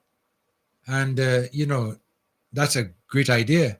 But if you don't know how to navigate and get it through, then it could be costly. So there's a timeline as well for barrels by the end of the year, the 31st of December. That is the end of that for the barrels. Construction a little bit different. That is extended to 1 year. And as it pertains to wanting to access the loan grant that's available. That's it. GDB, huh? GDB, yes. But is there a GDB office here in Carriacou? Yes, right now. Okay. As we speak. As a matter of fact, not too long ago, I just got a message from one of the GDB representatives, and I have to call them after the program to get some more information. But and their house at the resource center also? Yes. Okay. Yeah. So it's like a one-stop. Yeah. They're trying to make it as easy as possible because planning is right next door. As a matter of fact, all three of them are on the upper floor. That's what was told. Absolutely. Because this week they came into the studio, and I think you was doing an interview with the manager. I think. Yeah, Mr. Cumberbatch. Right. Okay. Yes. And he gave out a lot of information. Yeah. And so they are available. In fact, I mean, I remember one of the questions I asked him if this is going to be a permanent thing, and I think he was happy about that because I don't see them coming to Carriacou just for this period for the hurricane. Relief. And closing the office and go again. So this is going to be a permanent fixture. They will have an office in Carriacou to deal with the issues on the ground here. See, that is so very important because a lot of these departments where if there's a branch in Carriacou to facilitate Carriacouans, it make things so much easier for us. But even as you wouldn't believe, but something as simple as getting a driver's license, issued, and you could get it done 1 to 3 before you had to go down to Grenada and a lot of those things changing. You could get a lot of things done now in Carriacou. Carriacou and Petit Martinique really and truly holding their own. That's why we need managers, need supervisors at a level to deal with these services available here from Carriacou. Thank you, Mr. PM. Yeah, and that's in the making right now too. And we're going to find it much easier to obtain information and to be able to get things done much quicker, faster, because we have the people here. We're speaking to them now almost one-on-one in making decisions. And any information you're going to need to, it's always better if you sit with the representatives and discuss the situation with them. Because this morning I was going by the guy in physical planning, and I said, "Do you somebody I need to get familiar with and talk some more with them to see again what's the process and how you get things done." So once you have that done, then you're good to go. And and these offices were brought in now to make it much easier and convenient for people, especially in Carriacou and Petit Martinique, who need the service, because sending down to Grenada, the process of time and approval, extensions, it is just too much. And what I like about this whole initiative is that they are coming to Carriacou and employing Carriacouans, but 2 or 3 of them, to be in the office. Then bring up people from Grenada and say, of course, they are here now to guide the process, but there will be people from Carriacou who know the terrain, as it were, be placed in the office to provide that service that government is giving. But what bothers me though, right across the whole prospect, you've been hearing that getting qualified people in Carriacou. So as far as our education, preparing people for the job market, that seems to be something that is a missing piece of the puzzle. When it seems to me that when people graduated, everybody gone away. Yeah. Yeah. What they say, greener pastures? Yeah. I Wow. mean, I don't know. I don't know. First of all, I don't know about pastures. I don't know about being greener. Whatever it is, they just seem to feel that going out, they'll benefit more, and they'll. But and that doesn't necessarily have to be North America. You know, sometimes people want to go to Grenada mainland and just stay there. Yeah. Well, I mean, we have seen that. Of course, well, the circumstances were different. But yeah, just want to live here, change of location. But I remember quite a while ago, one caller made a statement saying that we were like a factory. We just producing Yeah, these people manufacturing. manufacturing, Yeah. and after that they go to greener pastures, which is not benefiting the country because we produce them. We're supposed to get the services from them. Well, see, we say we're producing them, but everything has to have a plan, or you preparing people for a workforce that you again in some instances you don't have the workforce, and when you bring the workforce together, people are not prepared. So it's Yeah, yeah. yeah. I see the point. You do all that, and and they're just not ready for that yet. But I really wish we would understand the importance of service, the quality of service that we give. People who are employed and would be employees in the future. Understand it's not something that another favor you're doing to the public. You are providing a service, and you have to know your service well. I mean, what you're doing well, and go out there and give it. But But one of the things that's been happening, I'm telling you, is that people now, has been, say for instance, the Imanis. Okay, now bottom line, there is no at the end of the whatever they're doing, they don't qualify for nothing. Because you see again that Imani project, which was supposed to be a training program. It trained them to get the work. That's all, and there's in what. So you go there for you enter the Imani program, so they might send you wherever they think there is a job. You might not have no interest in what they're doing. As such, once you can get a couple of dollars, you just sit down with, you're not enhancing yourself, so to speak.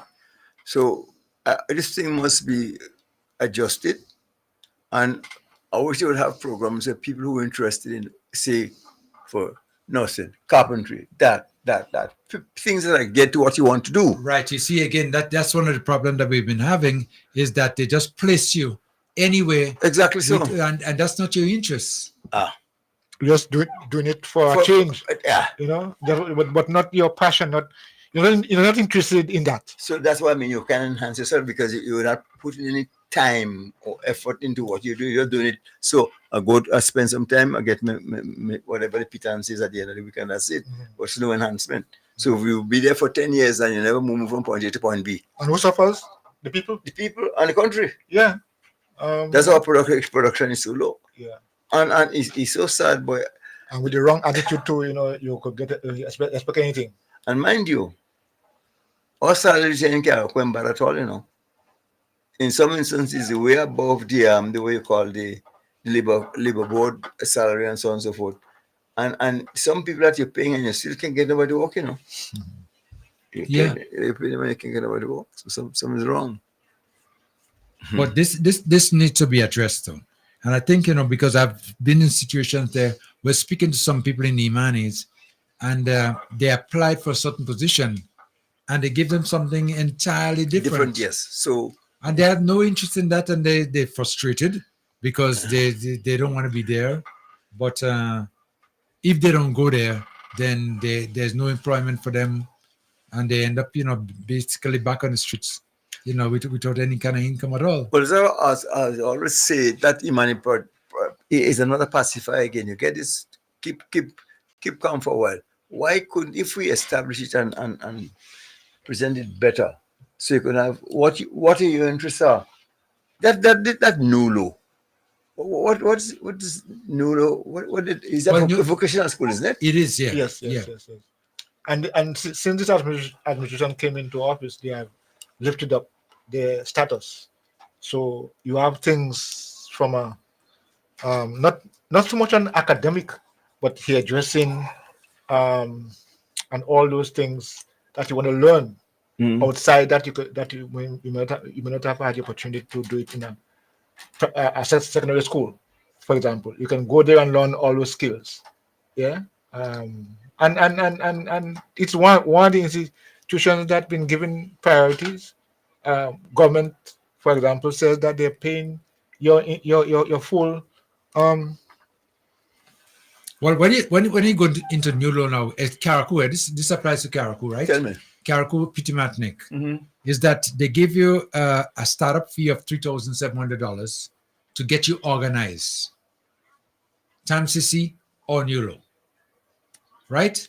And then after that, you're receiving, I think it's $2,000 $2,000 a month for 10 months. For the till up to July, till But my question is that you're going to Nulo, and you'd find in Nulo a program that is get to your interest and your career. Yeah. Right. So if that is so, well then that's good. So probably by now we should actually see. Caracol really have plumbers. Caracol really have as many electricians as we should have. Right. We'll have carpenters and all those trades from day to day. People invest in those things now. So you see, that's why Neuro is vocational. So now you're going to find a situation now, maybe hopefully by the end of next year, we might have some people coming out there and be able to, trained in special, right? What the interest is. Line 9 caller coming. Hello. Yeah, hello. Yes. Good afternoon. Well, you had to find Carico today. Why didn't you Well, I think you're hiding from me, I feel so. Well, a good man had Say again? to find is something good, girl. What? Mr. Leo? Yes, love. Only cracking up and smart. Yeah. Well, you see, we've been attacked left, right, and center, and we have people who should be advocating for us, acting against us. So we have to take the law into our hands and shape things up. Oh boy, the phone system. Yeah, we seem to be having a problem with Now one of our lines. Now they change the line again. Yeah, but there's other calls on the other line. Caller, you could just call me back on the next line in just a little while. 403. Let me see if we have another call. Caller, you on? Hello? All right, let me see if I could just get them back. We seem to be having a little bit of an issue with one of our lines there. And but that seems to be everywhere, because nowadays when I make a call after even on the local line the call is dropping. Yeah. Caller, you there? Caller? Hello? That seems to be everywhere, because nowadays when I make a call after all right. local line the call is dropping. Yeah, no, sorry, go ahead. Yeah, okay. Okay, I think we got to make a... Okay, the telephone numbers again, 403-0101. 403-0101. You can call me on that line. I think that line is operating pretty good. But isn't that a local call? Isn't that WhatsApp? That was WhatsApp. I think that line is operating. All right, let me go into another call again.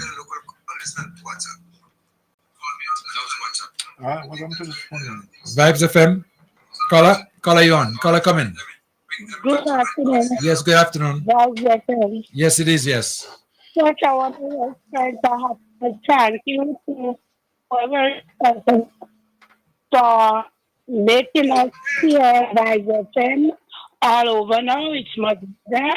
I can even do when I'm in the garden, and that adds a lot to my daily routine at the garden. Right. I also want to say to all those who want to assist with the rebuilding of Carriacou.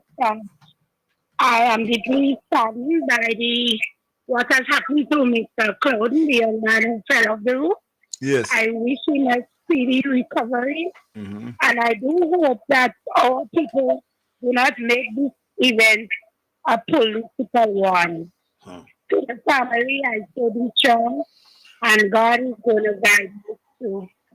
And to all who continue to add to the effort in Carriacou, we are eternally grateful.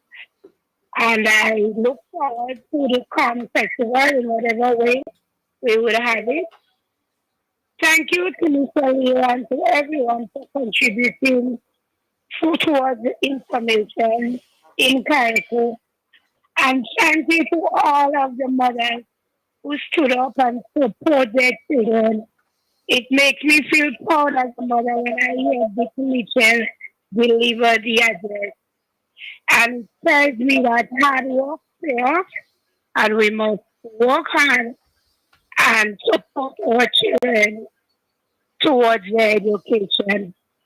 Have a good evening. I thank you all. Good. Okay, thank you so much. Same to you. Okay, let me check another call. Vibes FM, caller, you on? Caller? Hello? Hello? Hello? The phone lines is good. Yeah, we seem to have an issue right there. All right, so doke. Caller coming on. Hello? Yes, yeah, you're on. Hello? All right, try one more time. Final time. Vibes FM, caller, you're on now. Hello? No. Hello? Yes, hello. Yes, go ahead. Yes, go ahead, caller. Hello? Right. Hello? What's happening all of a sudden? Yeah. Flow service on.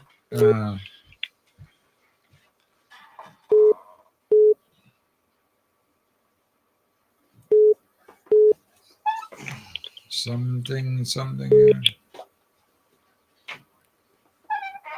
Vibes FM, caller, come in.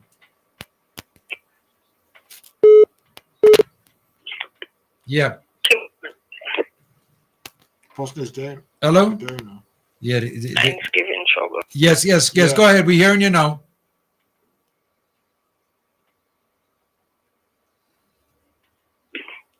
Hello, caller? Thanksgiving trouble. Yes, go ahead, caller. Yes, speak to me. I'm hearing you. Good afternoon. I'm not hearing anything. You're not hearing Just it? though the phone lines. You're not hearing now? Are you hearing now? No, probably not. Okay. Caller, back to us. Yeah, caller. If you call me on a 403-0101, 403-0101, we might get a better reception on that one. Similar to we have another bit of an issue there, which needs to be sorted out.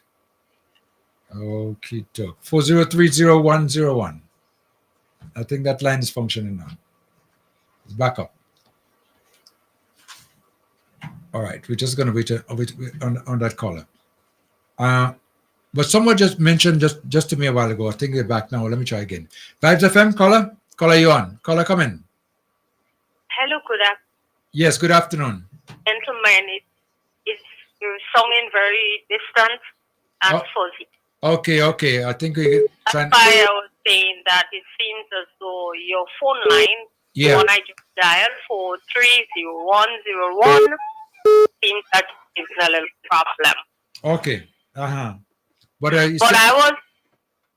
was trying to make a comment on you were talking about earlier, regarding the opposition, I think General Council. Yeah. And regarding someone who is a paid member of their party, whether they came from another party or not, and with the political leader of that party trying to say that you have to be probably bona fide NNP or NNP from the beginning or whatever it is. But I stand corrected. But some weeks ago, I read an article in one of the newspaper. I think it was written. I think it was by Lawrence Joseph, talking about the constitution of the NNP. yes. And what he was saying is that the current leader of the NNP has no legal basis to dictate who should be nominated or not, according to the Constitution. He further stated, I read, he said, the party is not owned by an individual, because when they were registered, that was not the registration. And he said that he was part of the formulating that constitution way back when the party started. And many Grenadians, if not a lot of NNP supporters, do not know, or maybe they don't understand that Dr. Mitchell is not a founder of the NNP. So I think certain issues like that need to be told to them, and he needs to get that in his head, because he gives the impression that he's the owner of this party and it's an individual, personal entity, and therefore he could choose who he wants. But according to what was written, and the gentleman gave section list and subsection that and everything in the Constitution, it is illegal for Dr. Mitchell to dictate who be nominated. The gentleman said that once you are paid, your subscription and everything is up to mark, and you are a member of the party, you could be nominated for leadership. So I think his idea, and people, I should say, the supporters who are sharing that on, maybe they don't even know what is the constitution, the registration and all that of the NNP. I think something should be done. And somebody, as I was saying, he did not even dispute, or he didn't answer anything of the sort as to what the gentleman said in the papers.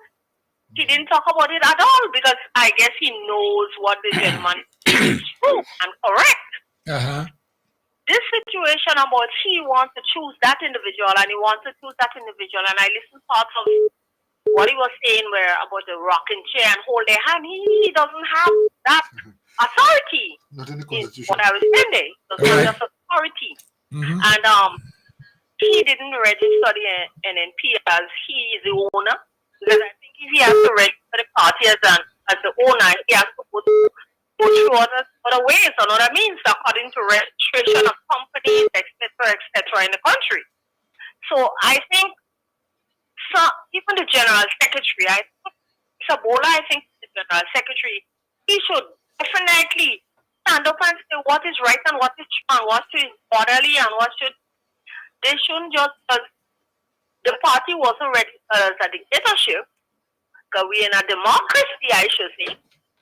So I think anybody is a member of the party, a paid member, up to standard and all that.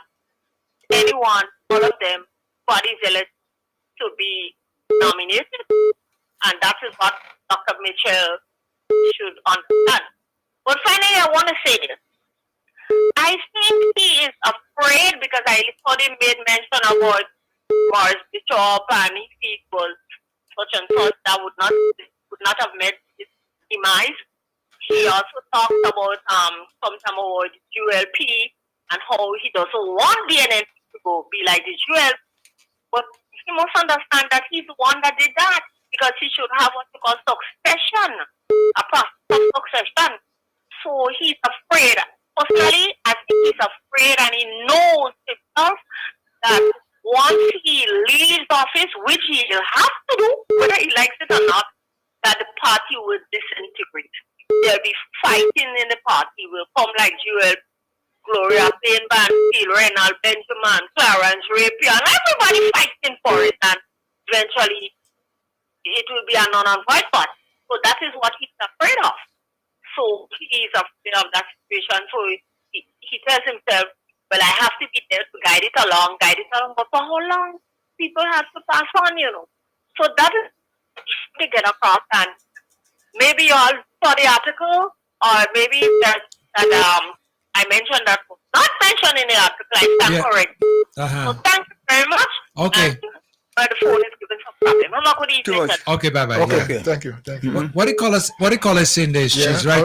Correct. She's correct about that. But the thing about it is that we're saying that Diablo should go along with the constitution, but he doesn't intend to because he took ownership of the party. Well, that's a very serious matter, So Leo, this whole thing about refusing to accept the constitution of the party. The constitution is the highest thing in document. It's supposed to be. Hold on. By FM, call a comment. Hello, good afternoon. Yes, good afternoon. You get chugging. Well, I hear I look better now, boy. Yes, What is man in a joking? Okay. Yeah. I just, Mr. Leo had me cracking up during the morning period. Mr. Leo. Yes, love. When you're ready to dog them, let me know. I will jog them in the water for you. Yes. Because they really need a dog. They could christen the line too much, man. Jesus. I hear you all mention something about, this week I was asking Clarice Modest about the amount she playing. She don't know what I'm asking her. About the amount of young people they train. If you had sometimes tell you 500 young people been graduating, and today you can identify one of the graduates to say, well, to pick up the position of a job. I hear you have to look for people because the work is there, but you don't have nobody to do the work. So I was asking, what's about the training? What they train these young people in? What to me is only on the farm to vote, because if you there for all these years and you have all these trainings, and today you have to search for work or something, and right, they didn't train them in the right field, so they do a weak job on these young people. I was asking her that, but she couldn't answer. Okay. Mr. Leo. Yes, love. I hear you sing a song.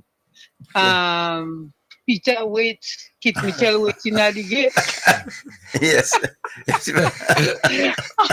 But I believe, Mr. Kim, I believe the skills get the fight is on the way, man. Yeah, man. Right? Yeah. But that's still December. And again kind of anxious. We want to go at the party. So I believe we go get strong that time. I think it's so dirty show that, man. This handpick. You have to burn. And NNP supposed to come out from the bowels. So that means now is Peter giving that, because all of them married with a little NDC. They devote NDC and they run behind NNP. So the man don't want these people, and then you have to burn to be a real NNP. I heard a man last night on the radio. I think it was Mr. Williams, Joseph Williams. Yes. He said this lady used to bake a nice buns. Kit Mitchell eat all the lady buns every time the lady make cheap buns. You know, the woman get a stroke now. Kit Mitchell just don't even visit that woman. He don't even send a card. He don't even call to find out. But so the man is a lot of woman cried tears and choke course and the man, so he had to get her, because I remember a lady from River Road choke course and that man too, when she go to him for help for she child. Well, let me tell you. He said, thank God you have two. Yeah, caller. So one could dead and she could have, and that lady cry and choke course and the man. So the man about a lot of woman cussing him. That guy again, and so Sunday evening to go and relax with the people around you. No enemy. You don't hear you get on? Wow. Huh? Big Sunday evening to relax and discuss. That man get and Tony, I say, wait, now if I NDC support that the day around there, that beat them up. Because you own people, man don't know how to keep a friendship. You can't hold a friend for long. No, as far as we're concerned, the biggest recipient of that ingratitude was Elvin Nimrod, you know. You know, from the time they get rid of that, throw him out, the man fell sick. He was in New York, and to tell you, from New York to from a hospital to a nursing home, not one phone call. So the man don't treat people. Man, look at Mr. Archibald run when they sit for him. The man sick, he never even call and find out what's going on with man. So that is the way born before he got dead. So we still know he's in the house. Yeah. You know? My dear. Yeah, okay, thank you so much. All right, okay, thank you. The information is that he helped him pay for the house because he had some arrears at certain time. Okay. So he helped him to pay it off. And that was only done until he died. So once he died, he and his wife couldn't even stay there because the arrangement was with him. Wow. You know, so I mean, again. So she had to move to a nursing home. And that's where he is. You know, but bring me back alive. There's Mr. Cox saying that, you know, we're talking about the political leader, and again, the late Elvin, God rest his soul. Yeah. Well, who was giving the man the worst kind of treatment? You know, I spoke about that before. And they say, you're leaving the man, dead man, to rest. Who treated this man the worst after he and KM just ravished Carrico? And then you ignore the man as though he's a hot potato, drop him as a hot potato. Never even look back. And then when the man died, you want to have state funeral, and you buy it wrong. Vibes FM caller? Yeah. Line caller coming. Kim? Yes, go ahead, yeah. Mr. Leo? Yes, sir. Yes, How sir. long do you know Kit Mitchell? But I want to tell you will be surprised in 17 years. About 60 plus years. Oh, no, 70. Have you ever heard you mention Morris' name? No. Oh, did you hear you mention? Why you mention his name now? You want to go down that same road? Yes, yeah, correct. Yeah. Oh, yes. So sorry. I heard that. Yes. Train will give Peter. He's cornered now. He's cornered. Yeah. He's in the cage. He's still in the cage. He's getting ready to go in the steel cage. Yeah. He ain't got it yet. Yeah. Cage coming up. I never heard that man mention Morris' name before. We got to see all what happened in Grenada before. First time. boy. First time. Yeah. So you should know why. Yes, yeah. He's in the gate.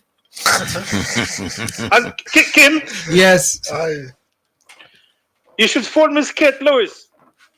And she will tell you how much Imani, semi-skill, plumbers, carpentry, masonry, electrician, lab technician, as Brother Leo mentioned before, how much they produce over the last 20, 15 years.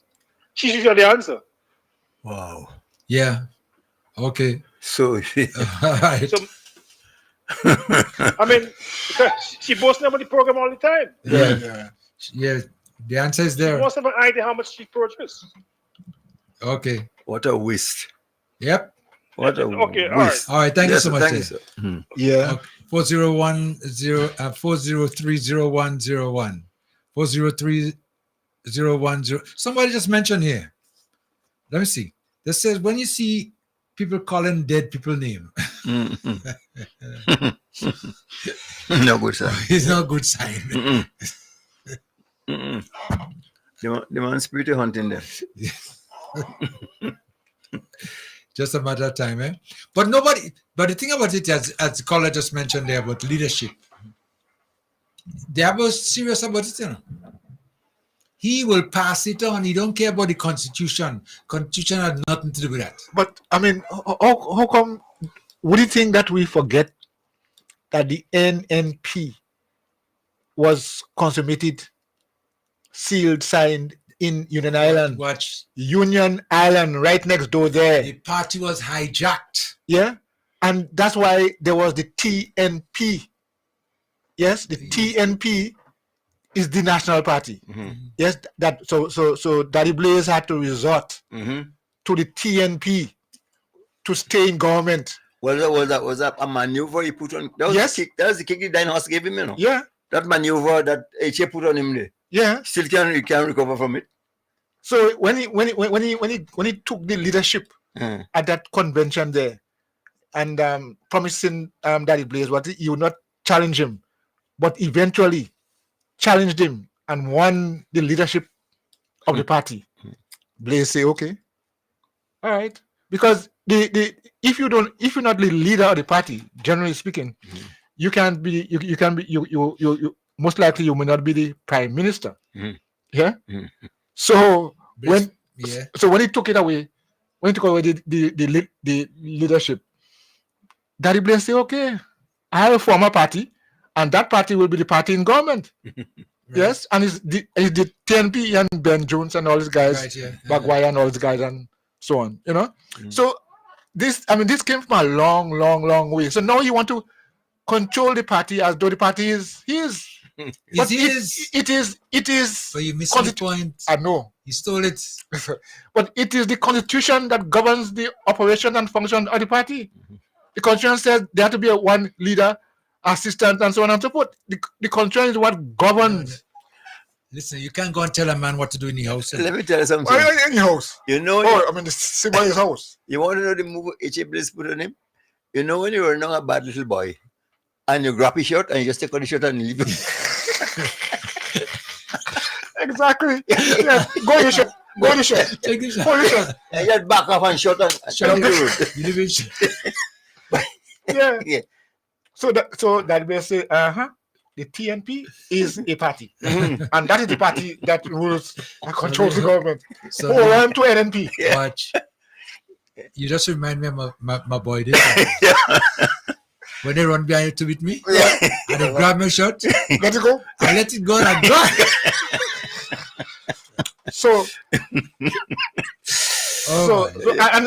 And it is out of those circumstances that Daddy Blaze said it's not easy to get a kick from a dying horse, you know? And all those things that now befalling Keith Mitchell, you know. It is a spectacle. What goes around comes around. Yes, all those things. Yeah, man. You can't fool Fighting for leadership. Yeah. There's some people want to claim there is a fight for leadership in the NNP. My friend, because you have made me why I am today. I feel honored that you have given me your unqualified support. Support. For over 35 years as leader of this special party. I don't know who's crazy enough to want to fight Keith Mitchell as leader of the new national party. All the matter what. Friends, I am saying this to you. I am interested in my welfare. I'm interested in this party's welfare. And I'm interested in the country. Therefore, one day, maybe sooner than later, I have to give up leadership of this party. But let me say this to you. I will not just be giving up leadership. There will be in place someone or persons that care for you, the people of this country. Yeah, you hear that? You hear that? But you know, I mean, he's so sad because he still have some of those cult members. You heard it hailing him for as though he said the most revealing revelation to them. Oh, someone will be there. Someone will be there. Someone who he puts there. How you could have somebody fooling you for almost 40 years and you're learning? The lessons we taking out from these things. Wow. It is not a good day. You say care about this country and you care about this and you care about that. Well, let like Mr. Cox said, let democracy reign. He said they believe in democracy. Yeah. Democracy, not democracy. Yes, democracy. Yes. But whoa. But that's what's going to take place, you know? And that's why I keep saying again. And you just been hearing some words through the grapevine that they're planning now a coalition to make sure that democracy survives. Yeah. But I think you have this guy waiting in a line to sort of contest. What is Oxford now? Yeah, but hold on. But the process is not handing over. That is not the process for leadership. That's why they have delegates. That's why the delegates are there. So you can hand it over. You have your own vehicle and you own it. You could give somebody, fine. But it belongs to the organization. There's rules and regulation in passing it on. So you just can't say, well, you pass it on to Oxford. No, that can't work. It ain't supposed to work. But no, I think it wouldn't work. Somebody go nominate Oxford and a second come. And immediately somebody say they close it, not nomination. Right. And that's staged democracy.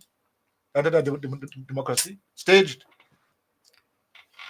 How you could be so vindictive and wicked that you personally, because you have not the party, not the people have an issue with Peter, it was you. So because you have a party, your point of view must prevail. I have an issue with Peter, so then Peter can contest the leadership. But that's why you want to make sure he put in place. He will put in place someone. He didn't say the party would put in place, He would put in place. So right there and then, the party is null and void as far as he's concerned. He's the man. Did I hear him say that he was leading the party for the past 35 years? Yes. Leader of a party for the past 35 years. And now you're scrambling, trying to brush off people who want to challenge. No continuity, no succession planning. And now you're fighting. And my friend, because you have made me, I feel honored. Yeah. That you have given me your unqualified support for over 35 years. Yeah. See? Yeah. 35 years. You have different times. Sometimes it's support, sometimes it's support, sometimes government, yes. Playing Paul School. Yes. Paul School, you're born in Ladig, you work and spend 5 months in England, you come back a cockney. How that could happen?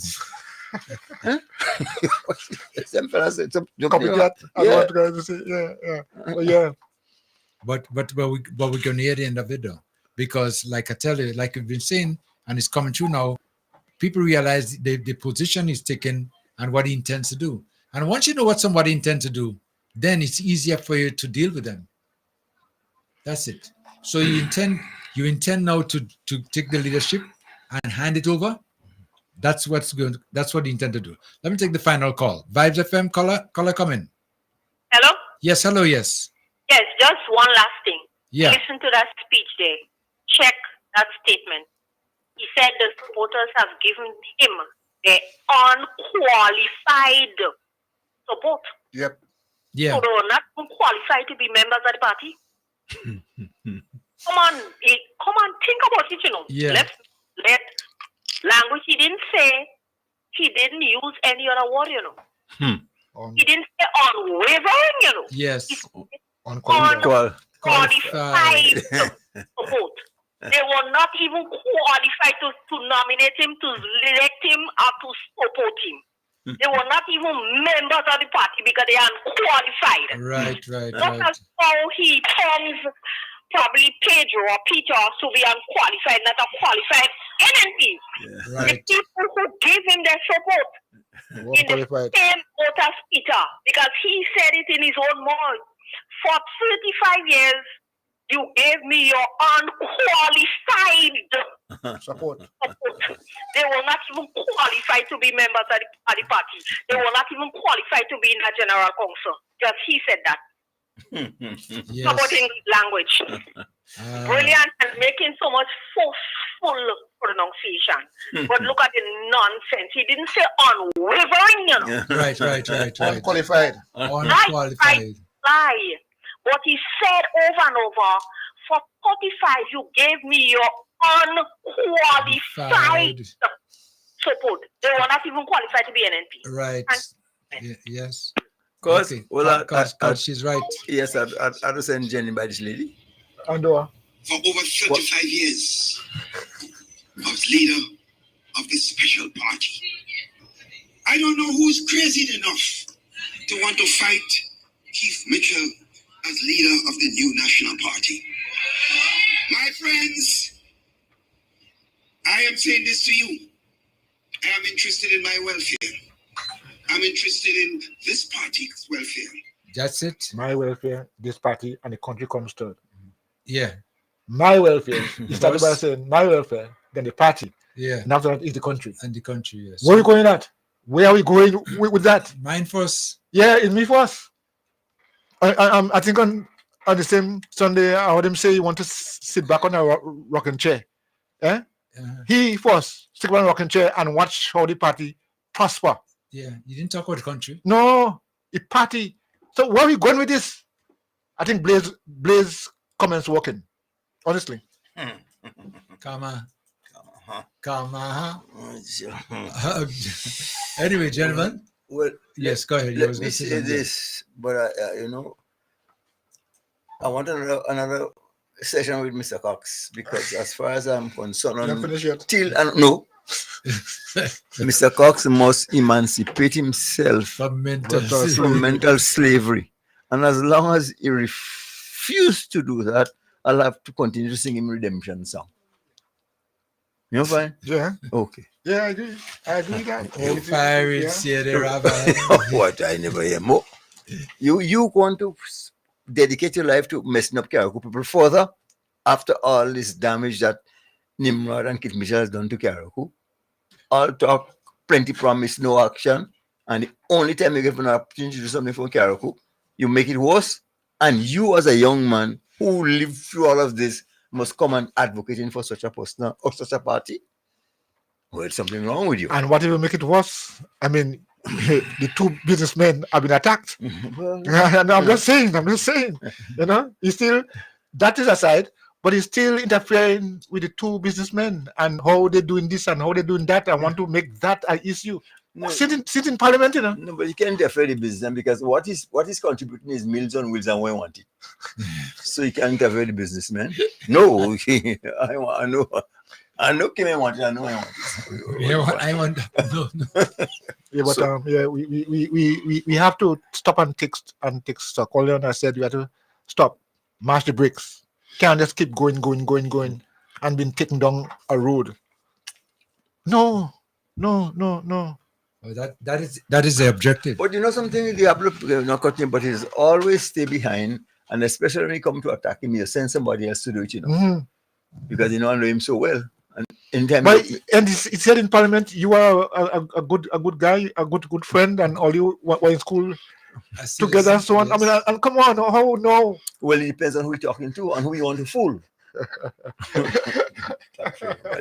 Yeah, because I remember that.